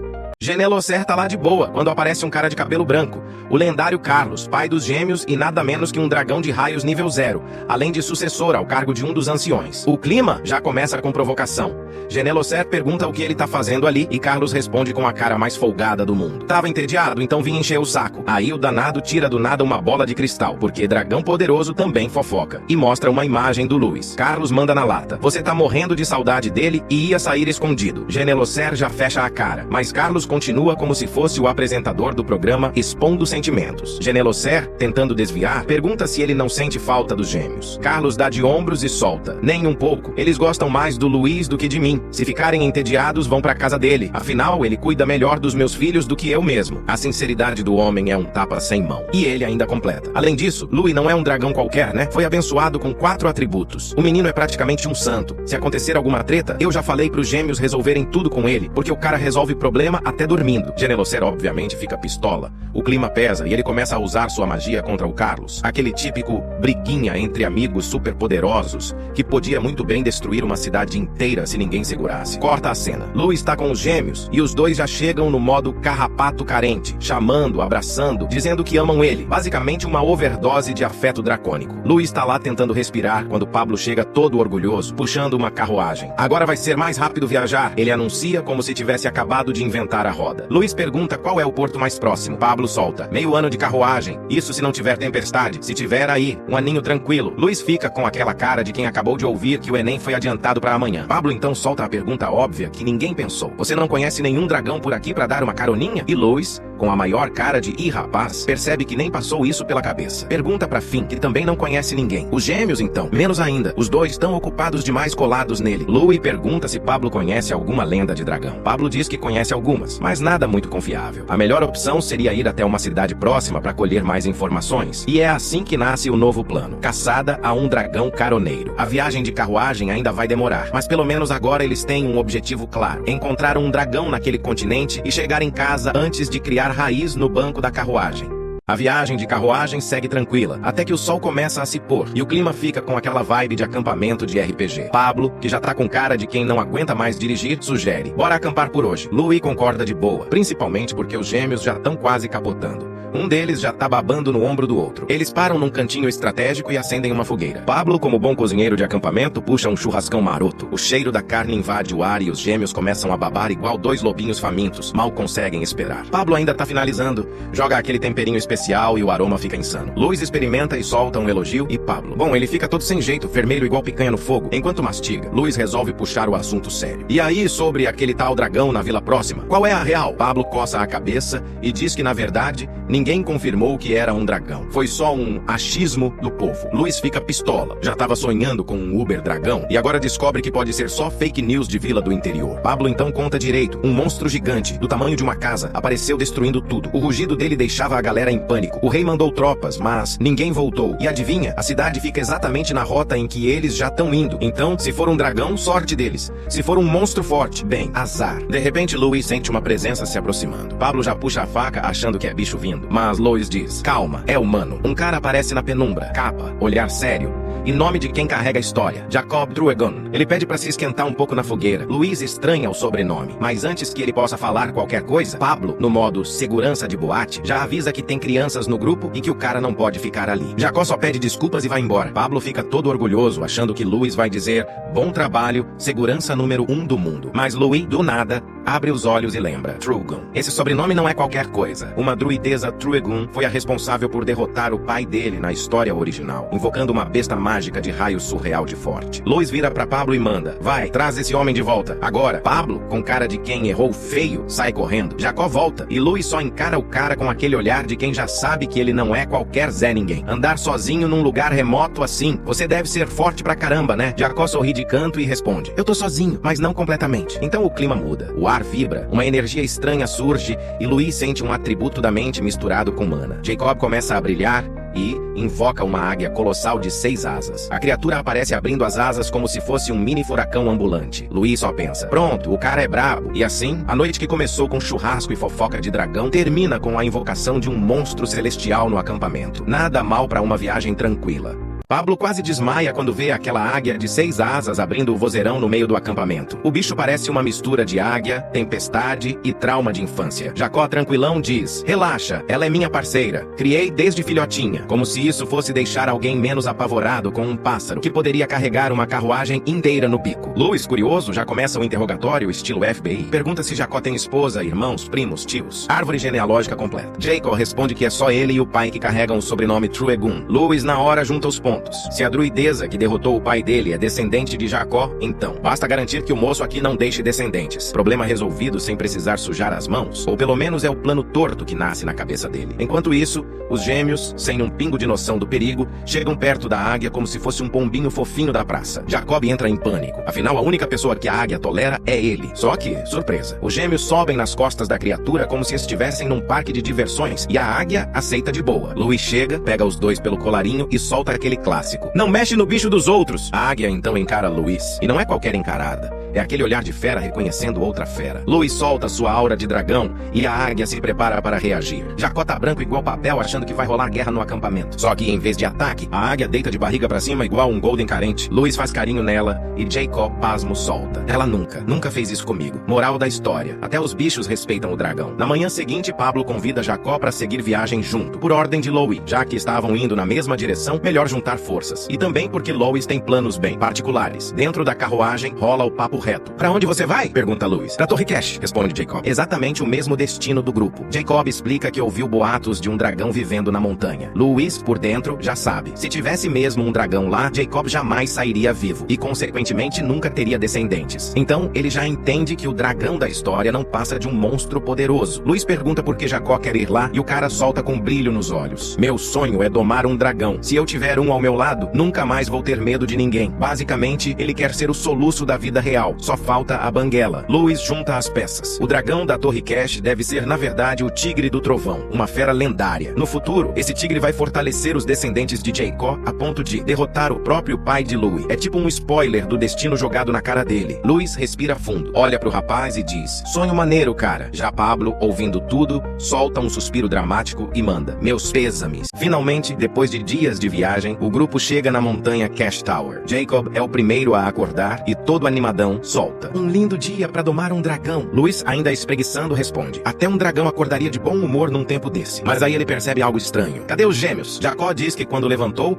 eles já tinham sumido da carruagem. Louis pergunta pro Pablo, mas ele também não viu nada. A tensão aumenta, até que surge Finn, aparecendo por trás da carruagem, sussurrando pra não fazer barulho. "Achei os gêmeos, mas o Jacob não pode ver ainda." Louis já sente que vem problema. "Onde eles estão, Finn?" Nem dá tempo de responder. Os dois aparecem correndo com um sorrisão. "A gente achou um gatinho", diz Khan. "Gatinho? Isso aí é um cachorro pelo tamanho", corrige o outro. Louis olha e congela. Não é um gato, não é um cachorro. É o Tigre do Trovão, a fera lendária que ele tava procurando. E os moleques simplesmente nocauteiam o bicho achando que era um pet perdido. Jacob também reconhece na hora. Fica sem fôlego e já quer se aproximar, mas os gêmeos não deixam. "Sai, tio! O Gibi é nosso!" Sim, eles deram nome pro monstro. Gibi, o terror dos céus, agora com nome de mascote de escola. Louis, de cara séria, percebe que o gato gigante está fingindo de morto. Ele se aproxima devagar, abaixa o tom de voz e fala: "Eu sei que você tá fingindo, filhote." O tigre começa a suar frio. A tensão é tanta que dá pra ouvir o vento, até que de repente o bicho se levanta rugindo, tentando assustar Louis. Erro fatal. Louis só levanta a mão e pá! Um golpe seco, e o Tigre do Trovão apaga de novo. Jacob arregala os olhos. Ele nocauteou um Tigre do Trovão com um soco. Mas Louis percebe que algo tá errado. O tigre era só um filhote. Onde diabos tá a mãe dele? É aí que Louis sente uma presença gigantesca, selvagem. O ar muda, os cabelos arrepiam. Pablo e Jacó percebem também, mas quando olham pra trás, já é tarde. Um Drake surge. Pra quem não sabe, um Drake é como um dragão, só que menos inteligente e igualmente mortal. Jacob, apavorado, já ia gritar igual uma gazela no cio, mas Louis fala baixinho: "Silêncio." Ele ergue a mão e cria uma barreira mágica invisível ao redor do grupo. O ar brilha por um instante e todos somem da visão do monstro. O Drake pisa pesado, farejando o ar, bufando fumaça. Ele sabe que tem alguém ali, mas não vê nada. O grupo inteiro prende a respiração. Enquanto isso, Jacob olha pra Louis com o coração na garganta. Como esse moleque percebeu o Drake antes de todo mundo? E como ele ergueu uma barreira dessas tão rápido? Ele já começa a desconfiar que tem algo errado com o garoto prodígio. Mas antes que possa pensar mais, o Drake solta um rugido ensurdecedor, encarando direto na direção deles. O Louis olha pro céu e percebe que a situação azedou de vez. O Drake tá ali, farejando o ar, e todo mundo tremendo igual vara verde. Então ele cochicha pra Finn: "Como a gente sai dessa, hein?" Finn, tentando não surtar, responde: "Complicou. Esses Drakes foram criados há séculos pelo dragão demoníaco, usando o próprio sangue. Eles não têm medo de dragão nenhum." Ou seja, o Louis podia rugir igual o Smaug, que o bicho ia continuar encarando ele como se fosse um frango assado. Mas aí, quando o Drake finalmente parecia estar indo embora, o roteiro lembrou que o protagonista ainda estava vivo e decidiu consertar isso. O tempo fecha do nada. Trovões, relâmpagos e caos total. Um raio cai direto no Drake, torrando metade das escamas dele, e outro desce rasgando o céu em direção ao Louis. A barreira mágica dele não aguenta e se despedaça, mas Mas, por sorte, a pedra elemental que ele carrega absorve o impacto e o salva na hora. Só que, sem barreira, o Drake finalmente vê o grupo. E aí, meu amigo, o inferno começa. "Oi, desgraça!" grita o Louis. Todo mundo sai correndo igual aluno no sinal do recreio. O chão treme, o Drake vai atrás deles, cuspindo fumaça e destruindo árvores no caminho. Jacó já tá ficando pra trás, quase desmaiando. Pablo grita: "Anda, homem! Ou tu vira lanche de lagarto!" Jacob olha pros gêmeos e não entende como dois pirralhos estão correndo igual velocistas olímpicos. Aí a ficha cai. Essas crianças não são normais. Mas antes que o Drake o alcance, Jacob apita alto e invoca sua águia de sangue. A criatura surge rasgando o céu, gigante e furiosa, e atira as garras direto na cabeça do Drake. O impacto faz o chão vibrar, um verdadeiro duelo de monstros. Enquanto isso, Finn grita: "Os Drakes têm estrutura rígida. Se a gente correr em zigue-zague e entrar numa floresta densa, conseguimos despistar ele." O grupo segue o plano, desviando, se jogando, tropeçando e gritando, até que parece que tudo vai dar certo. Mas o destino, claro, odeia o Louis. O Drake solta um rugido absurdo, tão alto que faz a águia perder o equilíbrio e despencar no chão, completamente atordoada. Jacob vê aquilo e, em vez de fugir, volta correndo pra ajudar. Finn, desesperada, grita: "Você vai morrer, seu maluco!" Mas ela não tem escolha. Se deixar o cara sozinho, o Drake vai transformá-lo em purê. Então ela volta também. Enquanto corre, ela pensa: "Ok, agora eu juro, eu vou dar um jeito de esse homem nunca ter filhos." Logo atrás, os gêmeos e Pablo voltam também. Ninguém quer deixar ninguém pra trás. Até o filhote de tigre do trovão, o Gibi, aparece rugindo e pulando pra briga. A cena é caótica. O Drake já tá com os dentes cravados na águia que luta pra se soltar. Jacob, tomado pela adrenalina, ativa uma magia, dispara um feixe de energia que atinge o pescoço do Drake e o faz soltar a presa. Mas o bicho vira na hora, com o olhar cheio de ódio, e usa o rabo como uma lança viva, rasgando o ar e vindo direto pra cima do Jacob. O Jacob estava prestes a levar uma rabada mortal do Drake, mas o Louis chega voando no reflexo, salvador oficial da rodada. Ele junta toda a mana, lança uma magia monstrona e acerta em cheio, mas aí o Drake simplesmente quebra a magia no dente, como se fosse pipoca. Louis entra em mini colapso mental, mas ainda tenta usar magia da mente, e por um segundo parece que deu certo, só que não. O bicho se liberta como se fosse nada. Louis então lembra: Drake não pensa, só caça e, bom, reproduz. Magia da mente é inútil, e antes que pudesse piscar, o Drake vem voando pra cima dele. Os gêmeos surgem do nada e desferem golpes com espadas elétricas, mas a pele do bicho é mais dura que dívida no fim do mês. Ainda assim, o Drake sente o choque. Bingo! Louis grita pra continuarem com os raios, e os moleques descem o sarrafo. Cada ataque atravessa a casca grossa e frita os órgãos por dentro. É um festival de choque. O Pablo, orgulhoso, diz que os sobrinhos são fortes. Já Jacó tá em negação. Ninguém convence ele que essas crianças são normais. O Drake toma tanto golpe que cai no chão parecendo saco de batata. Os gêmeos estão com as mãos latejando, mas Louis diz que só falta mais um ataque. Aí, como se fosse cena de filme ruim, aparece outro Drake, mais brabo que extraído. Louis pensa em se transformar em dragão e fugir com geral, mas não quer revelar o segredo pro Jacob. Antes que ele decida, chegam dois tigres trovão adultos, pais do filhote, e partem pra cima do novo Drake. O primeiro Drake tenta fugir, mas Louis congela o tempo e chama os gêmeos. "Bora acabar com isso!" Louis parte pra cima do Drake, sem pensar duas vezes, e grita pro Pablo ajudar. Pablo responde no reflexo: "Sim, mestre." E foi aí que Jacob teve certeza. Aquelas crianças não eram sobrinhas coisa nenhuma. Enquanto isso, a treta entre os tigres trovão adultos e o Drake marrom tava insana. O Drake vira o jogo, crava os dentes num dos tigres e o arremessa longe. O bicho cai no chão todo ferrado, e como se não bastasse, o Drake solta um rugido tão forte que faz o tigre cuspir ketchup, ou sangue mesmo, mas ketchup é menos triste. Quando a rabada mortal vem, o outro tigre pula na frente e bloqueia o golpe. O primeiro tigre vê aquilo, fica pistolaço e parte no contra-ataque, crava os dentes no Drake e solta uma enxurrada de raios no corpo do monstro. Do outro lado, a luta das crianças contra o Drake verde finalmente acaba. O bicho cai morto no chão, mas aí um dos tigres adultos vem na direção de Louis. Tensão no ar, só que o filhote pula na frente e com um olharzinho parece avisar: eles são de boa. Os dois tigres se encostam num abraço rápido e o adulto dá um último olhar pro filhote antes de voltar pra batalha. Finn observa e diz baixinho: ele tava se despedindo. Antes que alguém respire fundo, uma explosão de raios sacode a floresta. Louis pega Finn pela gola e manda: cuida deles. Sobe nas costas do filhote e parte. Mesmo pequeno, o tigre corre como um raio. E Louis se pergunta como os gêmeos conseguiram capturar essa bala felpuda. Quando chegam, a cena é pesada. Tanto os tigres quanto o Drake estão caídos, exaustos, sem forças. O filhote começa a chorar baixinho. Louis faz carinho na cabeça dele e diz que também perdeu os pais quando era pequeno. Por um segundo, dois mundos diferentes compartilham a mesma dor. Luis enterrou os pais do Tigre Trovão com calma, respeitando aquele momento como se fosse um velório de verdade. Na história original, era exatamente ali que Jacob encontrava o filhote e firmava um contrato com ele. Como os Drakes e os Tigres viviam no mesmo território, era questão de tempo até que se enfrentassem, e o destino já tinha feito sua parte. Mas agora quem tá no controle é Luis. Ele respira fundo, ativa sua magia da mente e encara o filhote que treme todinho ao sentir a aura de dragão emanando dele. Calma, a partir de hoje, sou eu quem vai te proteger, Luis diz com a voz firme. O filhote encara ele por alguns segundos, e o contrato se firma. Um novo vínculo nasce ali. Logo a galera chega toda esbaforida perguntando o que aconteceu. Jacob congela ao ver Luis usando uma magia avançada de druida. O silêncio fica pesado. Ele respira fundo e solta. Eu descobri sua verdadeira identidade. Todo mundo prende a respiração. Você é um elfo superior. Luis por dentro. Ufa. Luis por fora. Sim, sou um elfo superior. Guardião da floresta. Jacó, quase chorando de emoção, diz que é uma honra conhecer um elfo. No fim, Luis pede pra Jacó cuidar do filhote. Afinal, a jornada que ele vai enfrentar é perigosa demais. Os gêmeos piram na hora gritando "Não!", porque já tinham até dado um nome pro bichinho. Mas Pablo, o tio responsável, carrega os dois pra longe. Jacob lembra que Luis já firmou o contrato, mas Luis apenas responde: "Um dia eu volto pra buscar ele." O filhote dá um último olharzinho pro Luis, antes de seguir com Jacob. Quando Luis volta pra carruagem,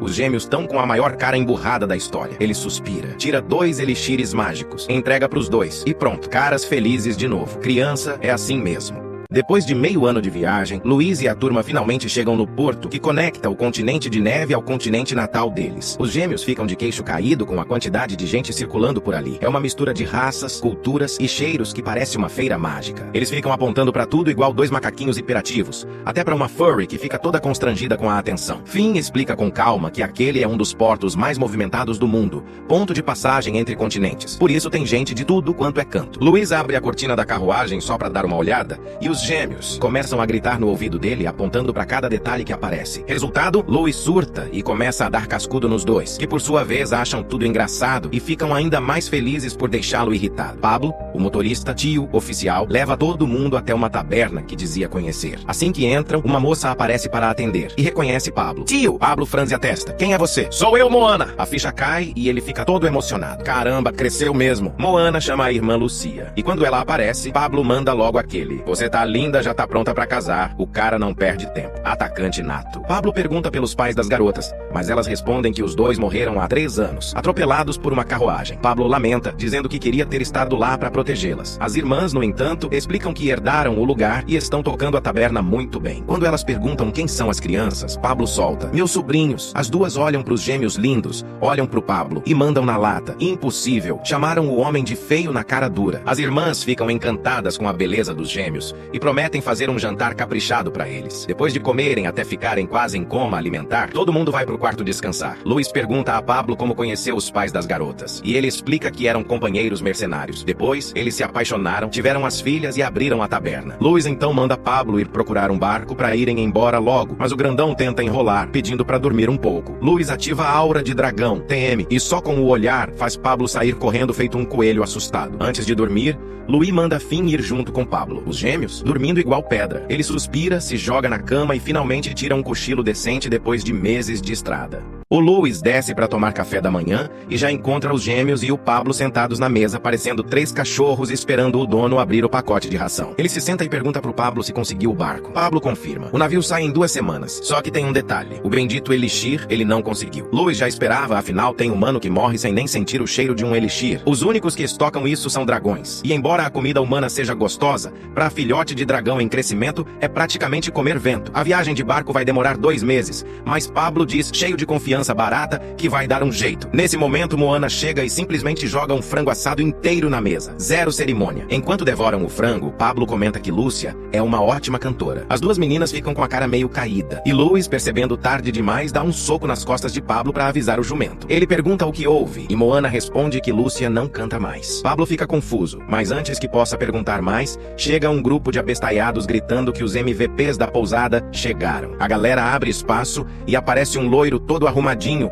com pinta de príncipe mimado. Ele entrega um buquê de flores pra Lúcia, e Luiz já acha tudo isso brega demais. Quando Lúcia tenta recusar, o loiro coloca o dedo nos lábios dela e solta um: "Não precisa falar nada, só te ver já valeu o meu dia." A vergonha alheia chega a bater forte. Na saída, o cara encara Luiz e solta uma risadinha debochada. Luiz, baixinho e com complexo de altura, já acha que foi zoado. Aí, todo dramático, chama Lúcia e diz que tá com sono pra ela colocá-lo na cama. Ela pega ele no colo como se fosse um bonequinho e Luiz, claro, começa a zoar o loirinho, que vai embora espumando de raiva. Pablo, ainda mastigando o frango do café, pergunta quem era o loirinho metido. Moana suspira e solta: "Filho do barão da família Bunt." Pablo arregala os olhos. "Do Terius Bunt, o lutador?" Moana confirma. Só que agora o cara não luta mais, virou barão. Criou uma organização de fundo de quintal, foi unificando o submundo e o lorde local achando bonito, deu título de nobreza pro maluco. Pablo conhece o sujeito. Lembra que ele sempre dizia que seria barão, um dia. E adivinha, conseguiu. Ele pergunta por que Moana não apoia Lúcia nesse namoro, mas ela corta logo. Nem toca no assunto. O garoto tem 14 anos. Pablo fica em choque.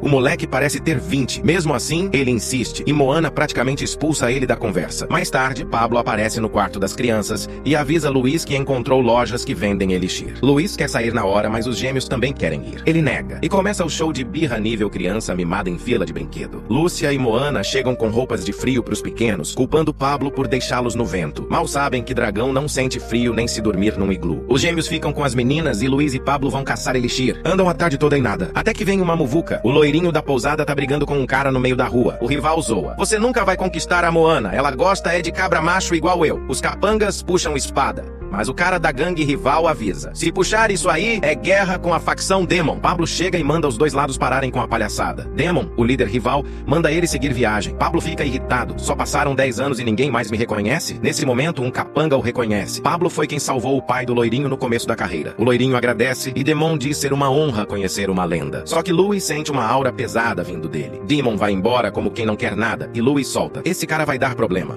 Pablo chega no castelo de Terius, e assim que vê o velho parceiro, os dois começam a bater papo como dois tiozões que se reencontram no churrasco da família. Relembram as tretas do passado, as aventuras de mercenário e as encrencas que quase viraram caixão. Terius agradece por Pablo ter salvado sua vida. Se não fosse por isso, ele jamais teria virado barão. Enquanto os dois estão rindo igual dois cachaceiros lembrando da época de escola, Luiz já tá do lado com cara de "tá, e o elixir?" Então ele interrompe a conversa e pergunta direto. Terius responde que seu filho já avisou sobre isso e mandou seus homens encontrarem os melhores elixires disponíveis. Luiz, sempre esperto, pergunta se a treta com a gangue do Demon não vai atrapalhar. Pablo tenta aliviar dizendo que o sobrinho é só mimado mesmo, mas Terius confirma: algumas embarcações protegidas por ele estão sendo afundadas. Os boatos falam de monstros no mar, e Damon tá se aproveitando para dar o bote e disputar território. O lorde da cidade não tá nem aí. Quem controlar o porto, tanto faz, desde que o negócio continue funcionando. Terius suspira, mas logo muda de assunto. "Chega de papo de problema, vamos beber." Pablo olha pra Luiz, meio sem graça, mas como os elixires vão sair de graça, ele aceita na hora. Antes de ir, Terius manda seu filho, Marie, entreter Luiz. O garoto chama Luiz pro quarto, o do Marie, claro. Lá, Luiz começa a mexer nas coisas como se estivesse num museu interativo, e Marie vai atrás tentando arrumar tudo desesperado. No meio da bagunça, Luiz acha uma carta endereçada a Lúcia. Marie congela de vergonha. Luiz, sem nem ligar, pega também um colar que estava junto. Ele comenta que a escrita do Marie é horrível, mas o presente é top. Marie então explica: aquilo é a verdadeira lágrima da sereia, uma joia lendária super rara. Na hora, Luiz lembra da história. O soberano dos mares amava tanto a filha que colocou a última lágrima dela num colar. Essa joia é a chave para abrir uma dungeon no fundo do mar, que na linha do tempo original, o protagonista usaria para ficar forte pra caramba. Luiz percebe que precisa desse colar. Então ele começa a apelar. Carinha fofa, olhinho brilhando, jeitinho de filhote carente. Marie, por sua vez, fica entre "meu Deus, que fofo" e "esse moleque vai roubar meu presente", suando frio só de olhar pra ele. Mary, óbvio, não entrega a joia pro Luiz. Afinal, ninguém vai dar assim de mão beijada um item lendário que vale mais que a dignidade de muito aventureiro por aí. Mas Luiz não é qualquer um. Ele já tá maquinando 1000 planos dentro daquela cabecinha malandra. Ele pensa: ok, se não vai ser fácil pegar, eu vou ter que fazer ele querer me dar. Então joga a isca. E se a Lúcia não aceitar o presente? Mary responde todo confiante que isso é impossível, porque mulher nunca recusa presente caro. Luiz olha pra ele com aquela cara de: meu parceiro, tu não sabe de nada de romance, né? Tá na hora de uma aula aulinha do mestre Louis. Ele diz com a maior confiança do mundo. A aula de romance começa ali mesmo no quarto. Louis explica que não se pode sair distribuindo presente caro assim, do nada. Primeiro, tem que criar conexão, conquistar, fazer ela se sentir especial. Mary percebe que tá fazendo tudo errado e fica com cara de quem acabou de descobrir que tutorial de amor da internet não funciona. Louis então pergunta, mas por que você gosta tanto assim dela? Mary, meio tímido, confessa. Ele se apaixonou 5 anos atrás, quando ouviu Lúcia cantar pela primeira vez. Foi como escutar o canto de uma sereia, e foi ali que se perdeu de vez. Louis fica intrigado. Se ela canta tão bem, por que parou? Mary então conta. 4 anos atrás, os pais dela a levaram para ver sua cantora favorita. No caminho de volta, uma carruagem atropelou os dois, tirando a vida deles. Desde então, ela nunca mais conseguiu cantar. Louis percebe a brecha perfeita para o seu plano: fazer uma boa ação e ainda sair com o colar no bolso. Ele diz para Mary que dar o colar agora só vai fazer Lúcia lembrar da pior noite da vida dela. O garoto nem tinha pensado por esse lado e fica com o coração apertado. Louis então faz a proposta. Ele vai ajudar Lúcia a voltar a cantar e, em troca, o colar passa a ser dele. Mary hesita. Afinal, era um presente de amor, mas depois de pensar, acaba cedendo. Mais tarde, Louis chega na taberna e pergunta a Moana onde Lúcia tá. A mulher diz que ela está no quarto. Enquanto ele sobe as escadas, a cena corta para alguns minutos antes. Louis olhando sério nos olhos de Mary, selando o trato. Plano perfeito. Ele ajuda a garota. O cara fica feliz e o colar muda de dono. Louis do nada chega na Lúcia e manda um: tô entediado, quero brincar. Ela ri e chama ele pra entrar no quarto dela. Assim que ele pisa lá dentro, o garoto fica de boca aberta com a organização. Tudo arrumadinho, dobrado, perfumado. Um verdadeiro contraste com o caos que ele costuma causar. Claro que, como bom curioso, Louis começa a vasculhar cada cantinho, porque ficar quieto não tá no DNA dele. Foi aí que ele encontra um instrumento diferente, meio parecido com um violão, e pergunta: que bicho é esse? Lúcia explica que é um ban, um instrumento musical. E antes mesmo de ela terminar a frase, Louis já tá implorando pra ela tocar alguma coisa. Ela até tenta recusar, toda sem jeito, mas ele manda aquela carinha de cachorro pidão nível impossível dizer não. Resultado, Lúcia respira fundo e começa a tocar. Assim que as primeiras notas soam, Louis fica hipnotizado. A música é linda, suave, quase mágica. Agora ele entende perfeitamente como Mary caiu de amores por ela. Quando ela tá prestes a cantar, ele começa a aplaudir igual um doido, gritando que foi incrível, estragando totalmente o momento dramático, claro. Depois de rir da situação, ele pede pra aprender também. Lúcia vai até o guarda-roupa, revirando tudo, até encontrar um mini violão. Ela entrega o presente e avisa: amanhã eu começo a te ensinar. Já tá tarde demais hoje. Louis sai com um sorriso de quem já tá planejando 1000 coisas. No quarto dele, Finn pergunta: então você vai curar o trauma dela fazendo ela ter boas experiências com música? Louis confirma com um sorriso confiante. Finn ainda pergunta: não seria mais fácil usar magia mental e apagar as memórias ruins? Mas Louis explica: magia mental seria só um curativo temporário. Com o tempo, o trauma voltaria. Então ele manda a frase de sabedoria: o bem se combate com bem e o mal com mal. E já que ela tá sendo tão legal comigo, eu só tô retribuindo. 3 dias depois, o moleque já tá tocando como se tivesse nascido com um instrumento na mão. Lúcia tá em choque com a velocidade que ele aprendeu. Acordes decorados, ritmo impecável, pose de rockstar. Louis é simplesmente um prodígio. Enquanto isso, um festival de música tá sendo organizado na cidade, com um prêmio em dinheiro gordo. E quem tá de olho nisso? Damon. O cara sorri sinistramente e diz: perfeito, um festival lotado, vai dar pra ouvir os gritos bem mais alto. Depois de dias virando cachaça como se fosse água, Pablo finalmente tá voltando pra pousada, cambaleando igual um pinguim bêbado. No meio do caminho, ele escuta um som familiar de ban ecoando pelo ar. O cara abre um sorrisão e pensa: ah, só pode ser a Lúcia tocando. Já imagina até um climinha nostálgico, música boa, talvez um franguinho assado na mesa. Mas quando abre a porta da taberna, tcharam! É o Louis, sentadinho lá, tocando igual um rockstar que nasceu com o violão na mão. Pablo fica bugado e solta: tu já sabia tocar? Nunca te vi nem assobiando direito. Louis responde todo de boa: a Lúcia me deu de presente. Faz só uns dias que comecei a tocar. Pablo fica com inveja instantânea. Tipo aquele sentimento de: esse moleque é bom demais em tudo, af. Mas ele tenta se recompor e muda de assunto. Louis pergunta dos elixires e Pablo responde todo metido: consegui 20 elixir de grau inferior. Sou brabo, né não? Só que Louis, com a sutileza de um soco no estômago, fala: tu é um inútil. 20 elixir fraco? É sério isso? Enquanto Pablo se encolhe, Louis começa a matutar. Numa cidade desse tamanho, era pra ser fácil conseguir elixir. Se tá em falta, tem treta. Ele suspeita que alguém tá criando bestas mágicas e comprando tudo no mercado negro. Pablo diz que se fosse isso mesmo, o Barão Térios já teria notado. Aí Louis liga os pontinhos e pensa: então só pode ser Damon aprontando alguma coisa. Louis manda Pablo investigar quem tá comprando os elixir. Afinal, humano comum nem pode usar tanto assim. Pablo, meio assustado, promete pedir ajuda ao Térios pra descobrir. Só que antes, ele solta um: mas deixa eu descansar primeiro, né? Louis nem responde. Só solta aquela aura de dragão que arrepia até a alma do cara. Pablo sai correndo com o rabinho entre as pernas. Quando chega na porta da taberna, tem uma multidão gigante reunida. Louis pergunta o que tá rolando e Pablo explica que vai vai começar o festival anual da cidade. Tradição local, com um campeonato de canto que, inclusive, Lúcia ganhava todo ano. Louis, com aquele sorrisinho de quem tá armando alguma fala: me inscreve nesse torneio aí, depois vai atrás da Lúcia pra chamar ela pro festival. Os gêmeos, que brotam do nada igual fantasma quando ouvem a palavra diversão, aparecem gritando que querem ir também. Lúcia diz que a pousada tá cheia e não dá pra largar tudo. Mas aí Moana chega do nada e fala que vão fechar por um dia pra curtir o festival. Resultado: geral gritando de felicidade e os gêmeos já planejando comer até não aguentar mais. A Finn tá no modo Missão Impossível ativado, andando pelas docas igual ninja, atrás de pistas sobre quem tá comprando todos os elixires. Ela segue as dicas que o Pablo deu e se esconde nas sombras até flagrar dois capangas conversando. Um deles tá num desabafo digno de terapia, reclamando da vida, do trabalho e provavelmente do salário também. Donada. Um rugido monstro faz até o chão tremer. Os dois ficam pálidos. O bicho tá com fome de novo, diz um, enquanto começam a discutir pra ver quem vai dar comida pro monstrão. Um dos capangas pega uma caixa de elixir e vai levar pro pet faminto. Finn manda o ratinho fiel distrair o cara, MVP total, e se enfia dentro da caixa. O Brutamonte carrega a caixa, desce uma escada secreta até uma área subterrânea e deixa tudo perto da água rapidinho, porque tá claramente morrendo de medo da criatura. Finn segura o fôlego, espreme o coração no peito e BAM! O monstro aparece, gigantesco. A Finn quase infarta ali mesmo. Corta pra cena do festival, os gêmeos estão fazendo bagunça como sempre, e até o Louie tá curtindo. Ele compara tudo com os desfiles da Disney, só que com menos Mickey e mais caos. De repente ele ouve um som, ou melhor, um barulho estranho de banjo desafinado. Chama a Lúcia pra ver e descobrem que são as eliminatórias de um torneio de canto. Louis, todo animado, chama ela pra participar. Lúcia recusa, óbvio, mas ele manda a clássica: você toca, eu canto. Chegando na inscrição, o atendente fala que tinha que se inscrever antes, mas Louis sussurra: já me inscrevi, com seu nome também. Quando o cara ouve Lúcia, começa a gritar e espalhar pra todo mundo que a sereia vai cantar. Lúcia surta, mas Louis segura firme a mão dela e diz: vai dar tudo certo, Du.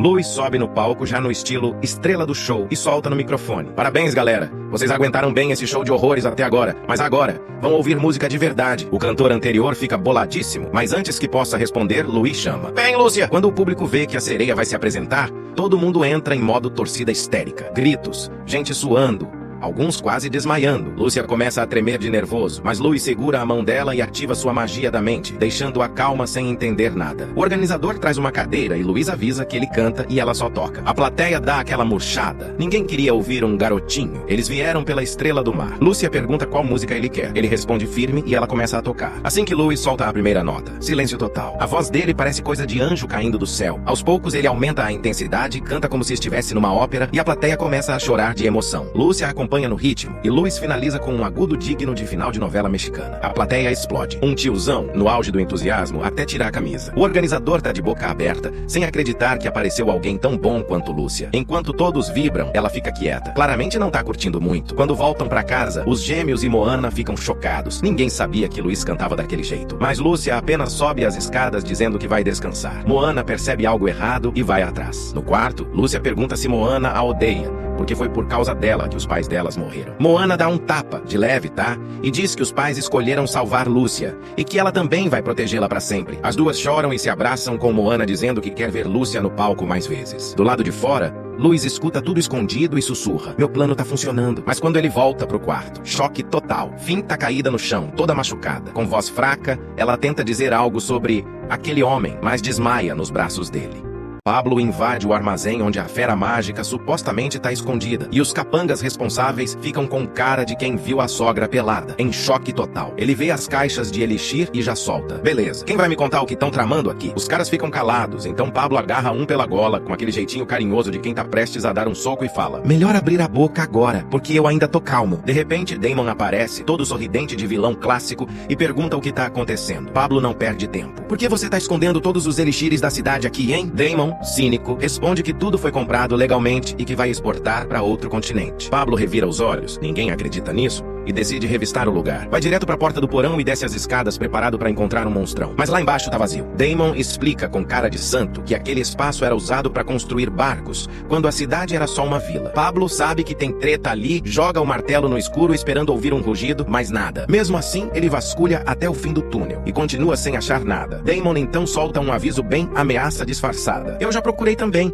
melhor ir embora. ou as coisas vão ficar bem feias. Pablo sai frustrado, mas Louis aparece fingindo que só tava procurando ele porque achou que ele tava bebendo. Eles conversam e deduzem que a fera foi levada para outro lugar. Damon, vendo Louis, comenta que ele é bom de persuasão. Afinal, fez Lúcia subir no palco de novo. E ainda manda: convence seu tio a parar de me acusar, senão ele pode acabar igual aos pais da Lúcia. Pablo já arma o soco, mas Louis segura ele. Nisso, Louis repara numa flauta feita de chifre na mão de Damon. Pergunta onde conseguiu e Damon responde com desdém que é raro de achar. Louis sabe muito bem. Aquilo serve para adestrar feras mágicas. Damon entra no armazém irritado, manda um dos capangas de F e diz que vão ter que acelerar o plano. Vamos soltar a fera na final do torneio de canto. Louis e Pablo estão andando pelas docas feito dois detetives de quinta categoria. Mas, por incrível que pareça, não acham nada. Pablo, coçando a cabeça, pergunta: será que o Damon é um druida? Louis balança a cabeça: nem ferrando. Se fosse, eu teria sentido a magia da mente dele. Ele tá controlando a fera com a flauta do dragão. Essa flauta não é qualquer bugiganga. Foi criada pelo próprio rei dos mares e tem poder para controlar criaturas marinhas. Louis já começa a imaginar: se eu tiver essa flauta, chego em casa voando, ou melhor, nadando. Ele saca rápido que Damon vai adiantar o plano e soltar a fera no dia da final do torneio de canto, já que foi descoberto. Por isso, manda Pablo ficar de olho no mar enquanto corre até a cidade. Chegando lá, vê Marir de butuca na janela da Lúcia. O cara parece até um stalker nível iniciante. Louis aparece de fininho atrás dele e solta: tá fazendo o quê aí, curioso? Aproveita e manda Marir reunir o máximo de gente possível na praça, porque a apresentação com a Lúcia vai acontecer. Chega a hora do show e a Lúcia tá tremendo mais que vara verde. Louis segura a mão dela e diz com calma: você não precisa carregar lembranças tristes. Seus pais ficariam felizes de ver você no palco de novo. Quando Louis anuncia que vai se apresentar sozinho, o povo reclama. Afinal, eles queriam ver a sereia, mas ele começa a cantar uma música de infância, daquelas que todo mundo conhece. A voz angelical dele atinge a alma da galera. Lúcia, ouvindo aquilo,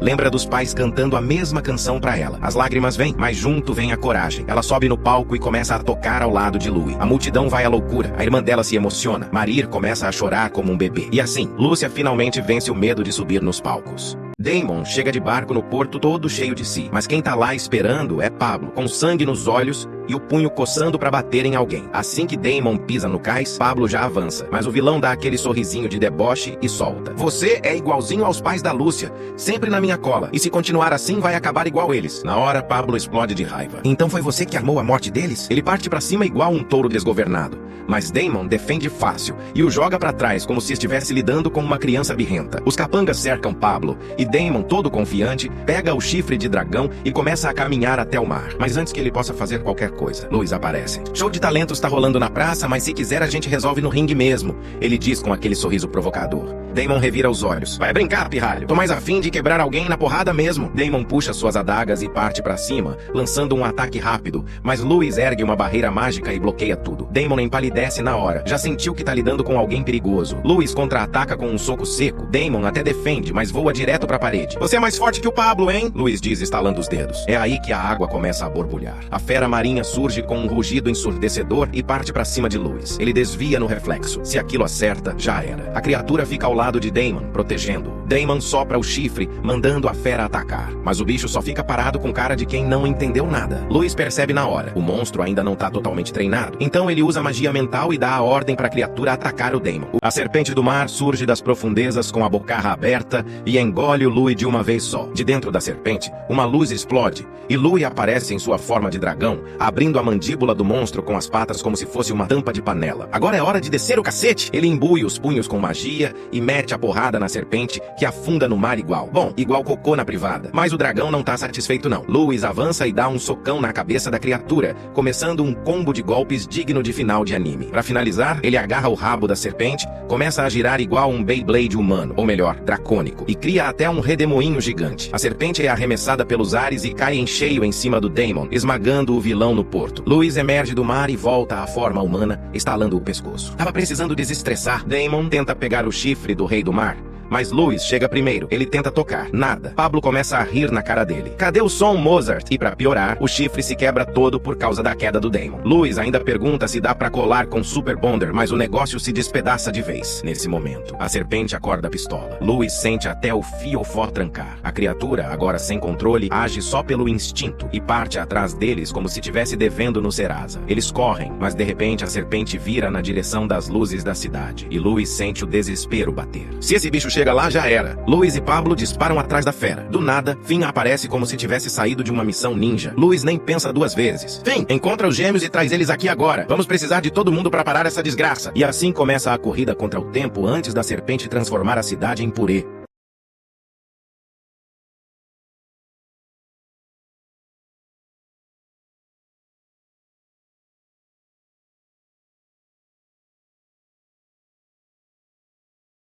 Um casal tá andando pelos becos escuros da cidade e a mulher já tá tremendo igual vara verde. O namorado tenta bancar o valentão. Relaxa, mamor. Mesmo com esse rostinho bonito aqui, eu sou malandrão. Mas quando ele olha pra trás, bam! A serpente do mar aparece com a bocarra aberta, pronta pra transformar os dois em lanche da madrugada. O cara cai de bunda no chão, gritando igual criança que viu barata. E a mulher ainda tenta arrastar ele, mas já tá chorando de desespero. Quando a serpente vai abocanhar os dois, Pablo surge do nada e taca o martelo bem no meio da fuça da criatura. A bichona gira a cabeça e encara o Pablo, que obviamente sai correndo igual um desesperado berrando. Luis, pelo amor de Deus! Luis termina de conjurar a magia e ativa o véu dimensional, prendendo a serpente como se fosse um cachorro preso na coleira. Só que manter o véu e usar magia mental ao mesmo tempo é tipo segurar uma porta de ferro com um braço e fazer prova de matemática com o outro. Tenso demais. Nesse momento, Terios chega e pergunta com a maior calma do mundo: "Que bicho é esse?" Pablo responde ainda ofegante: "Foi o Damon? Ele queria soltar isso no festival?" Luis, suando e quase perdendo o controle, grita: "Dá pra parar de bater papo e me ajudar aqui?" Os gêmeos chegam logo em seguida, e Luis manda eles segurarem a fera pra ele ter tempo de focar na magia. Sem pensar duas vezes, os dois partem pra cima da serpente, atacando de todos os lados, igual dois malucos em festa de briga. A serpente tenta abocanhar o Pablo, mas ele e os soldados do Terios amarram uma corda na boca da fera, puxando com tudo pra segurar. Luis aproveita a brecha e libera sua magia mais forte, esmagando a serpente no chão com um rugido que ecoa pelo beco inteiro. Com o bicho imobilizado, ele finalmente consegue usar magia mental e enquanto o pau tava comendo solto, lá no festival, a Lucia ainda tava firme cantando. Parecia até show de fim de ano da Globo. Ela manda música atrás de música, mas começa a se perguntar: cadê o Luis, esse abestado? Moana aparece toda emocionada, abraça a amiga e diz que os pais dela estavam super orgulhosos por ela voltar aos palcos. Enquanto isso, o Carrier tá ali, só secando a Lúcia com cara de quem tá prestes a tomar coragem. Moana percebe o climão, nota o buquê na mão dele e já solta: "Agora é a hora, campeão!" Carrier respira fundo, reúne coragem de protagonista de romance e entrega as flores pra Lucia, que agradece com um sorriso fofinho. Do outro lado, Luis vê que tudo tá calmo e pensa: finalmente paz, posso ir embora tranquilo. Alguns dias depois, chega o momento da despedida. Moana abraça o pessoal como se fosse um povo carente, quase esmaga geral. Lucia, toda chorona, agarra o Luis e diz que não quer que ele vá. Já Carrier, ao ver a cena, fica com ciúmes nível novela mexicana. Luis, claro, não perde a chance de provocar. Abraço da Lucia é gostosinho e quentinho. Carrier entrega o colar Lágrima da Princesa prometido e ainda um anel com o brasão da família dele, tipo passe livre VIP, caso o Luis volte. Os dois trocam umas farpas e o Carrier sai emburrado. Luis pensa que ele até é fofo, afinal, o moleque tem só 14 anos. Terios aparece pra se despedir também e diz pro Pablo que o Luis não é uma criança comum. Ele fez o que nenhum adulto teria coragem de fazer. Promete manter tudo em segredo. Chega a hora de partir. No navio, Pablo tá verde de enjoo, quase vomitando a alma. Luis, sem paciência, usa magia mental e apaga o coitado no chão mesmo. Enquanto ele vai ver a cabine com os gêmeos, um sujeito estranho observa de longe, intrigado com o fato de Luis colocar um guerreiro nível 3 pra dormir tão fácil. E assim, acaba a primeira temporada dessa história insana. Se curtiu, já deixa o like e comenta aí. Tchau e até a próxima!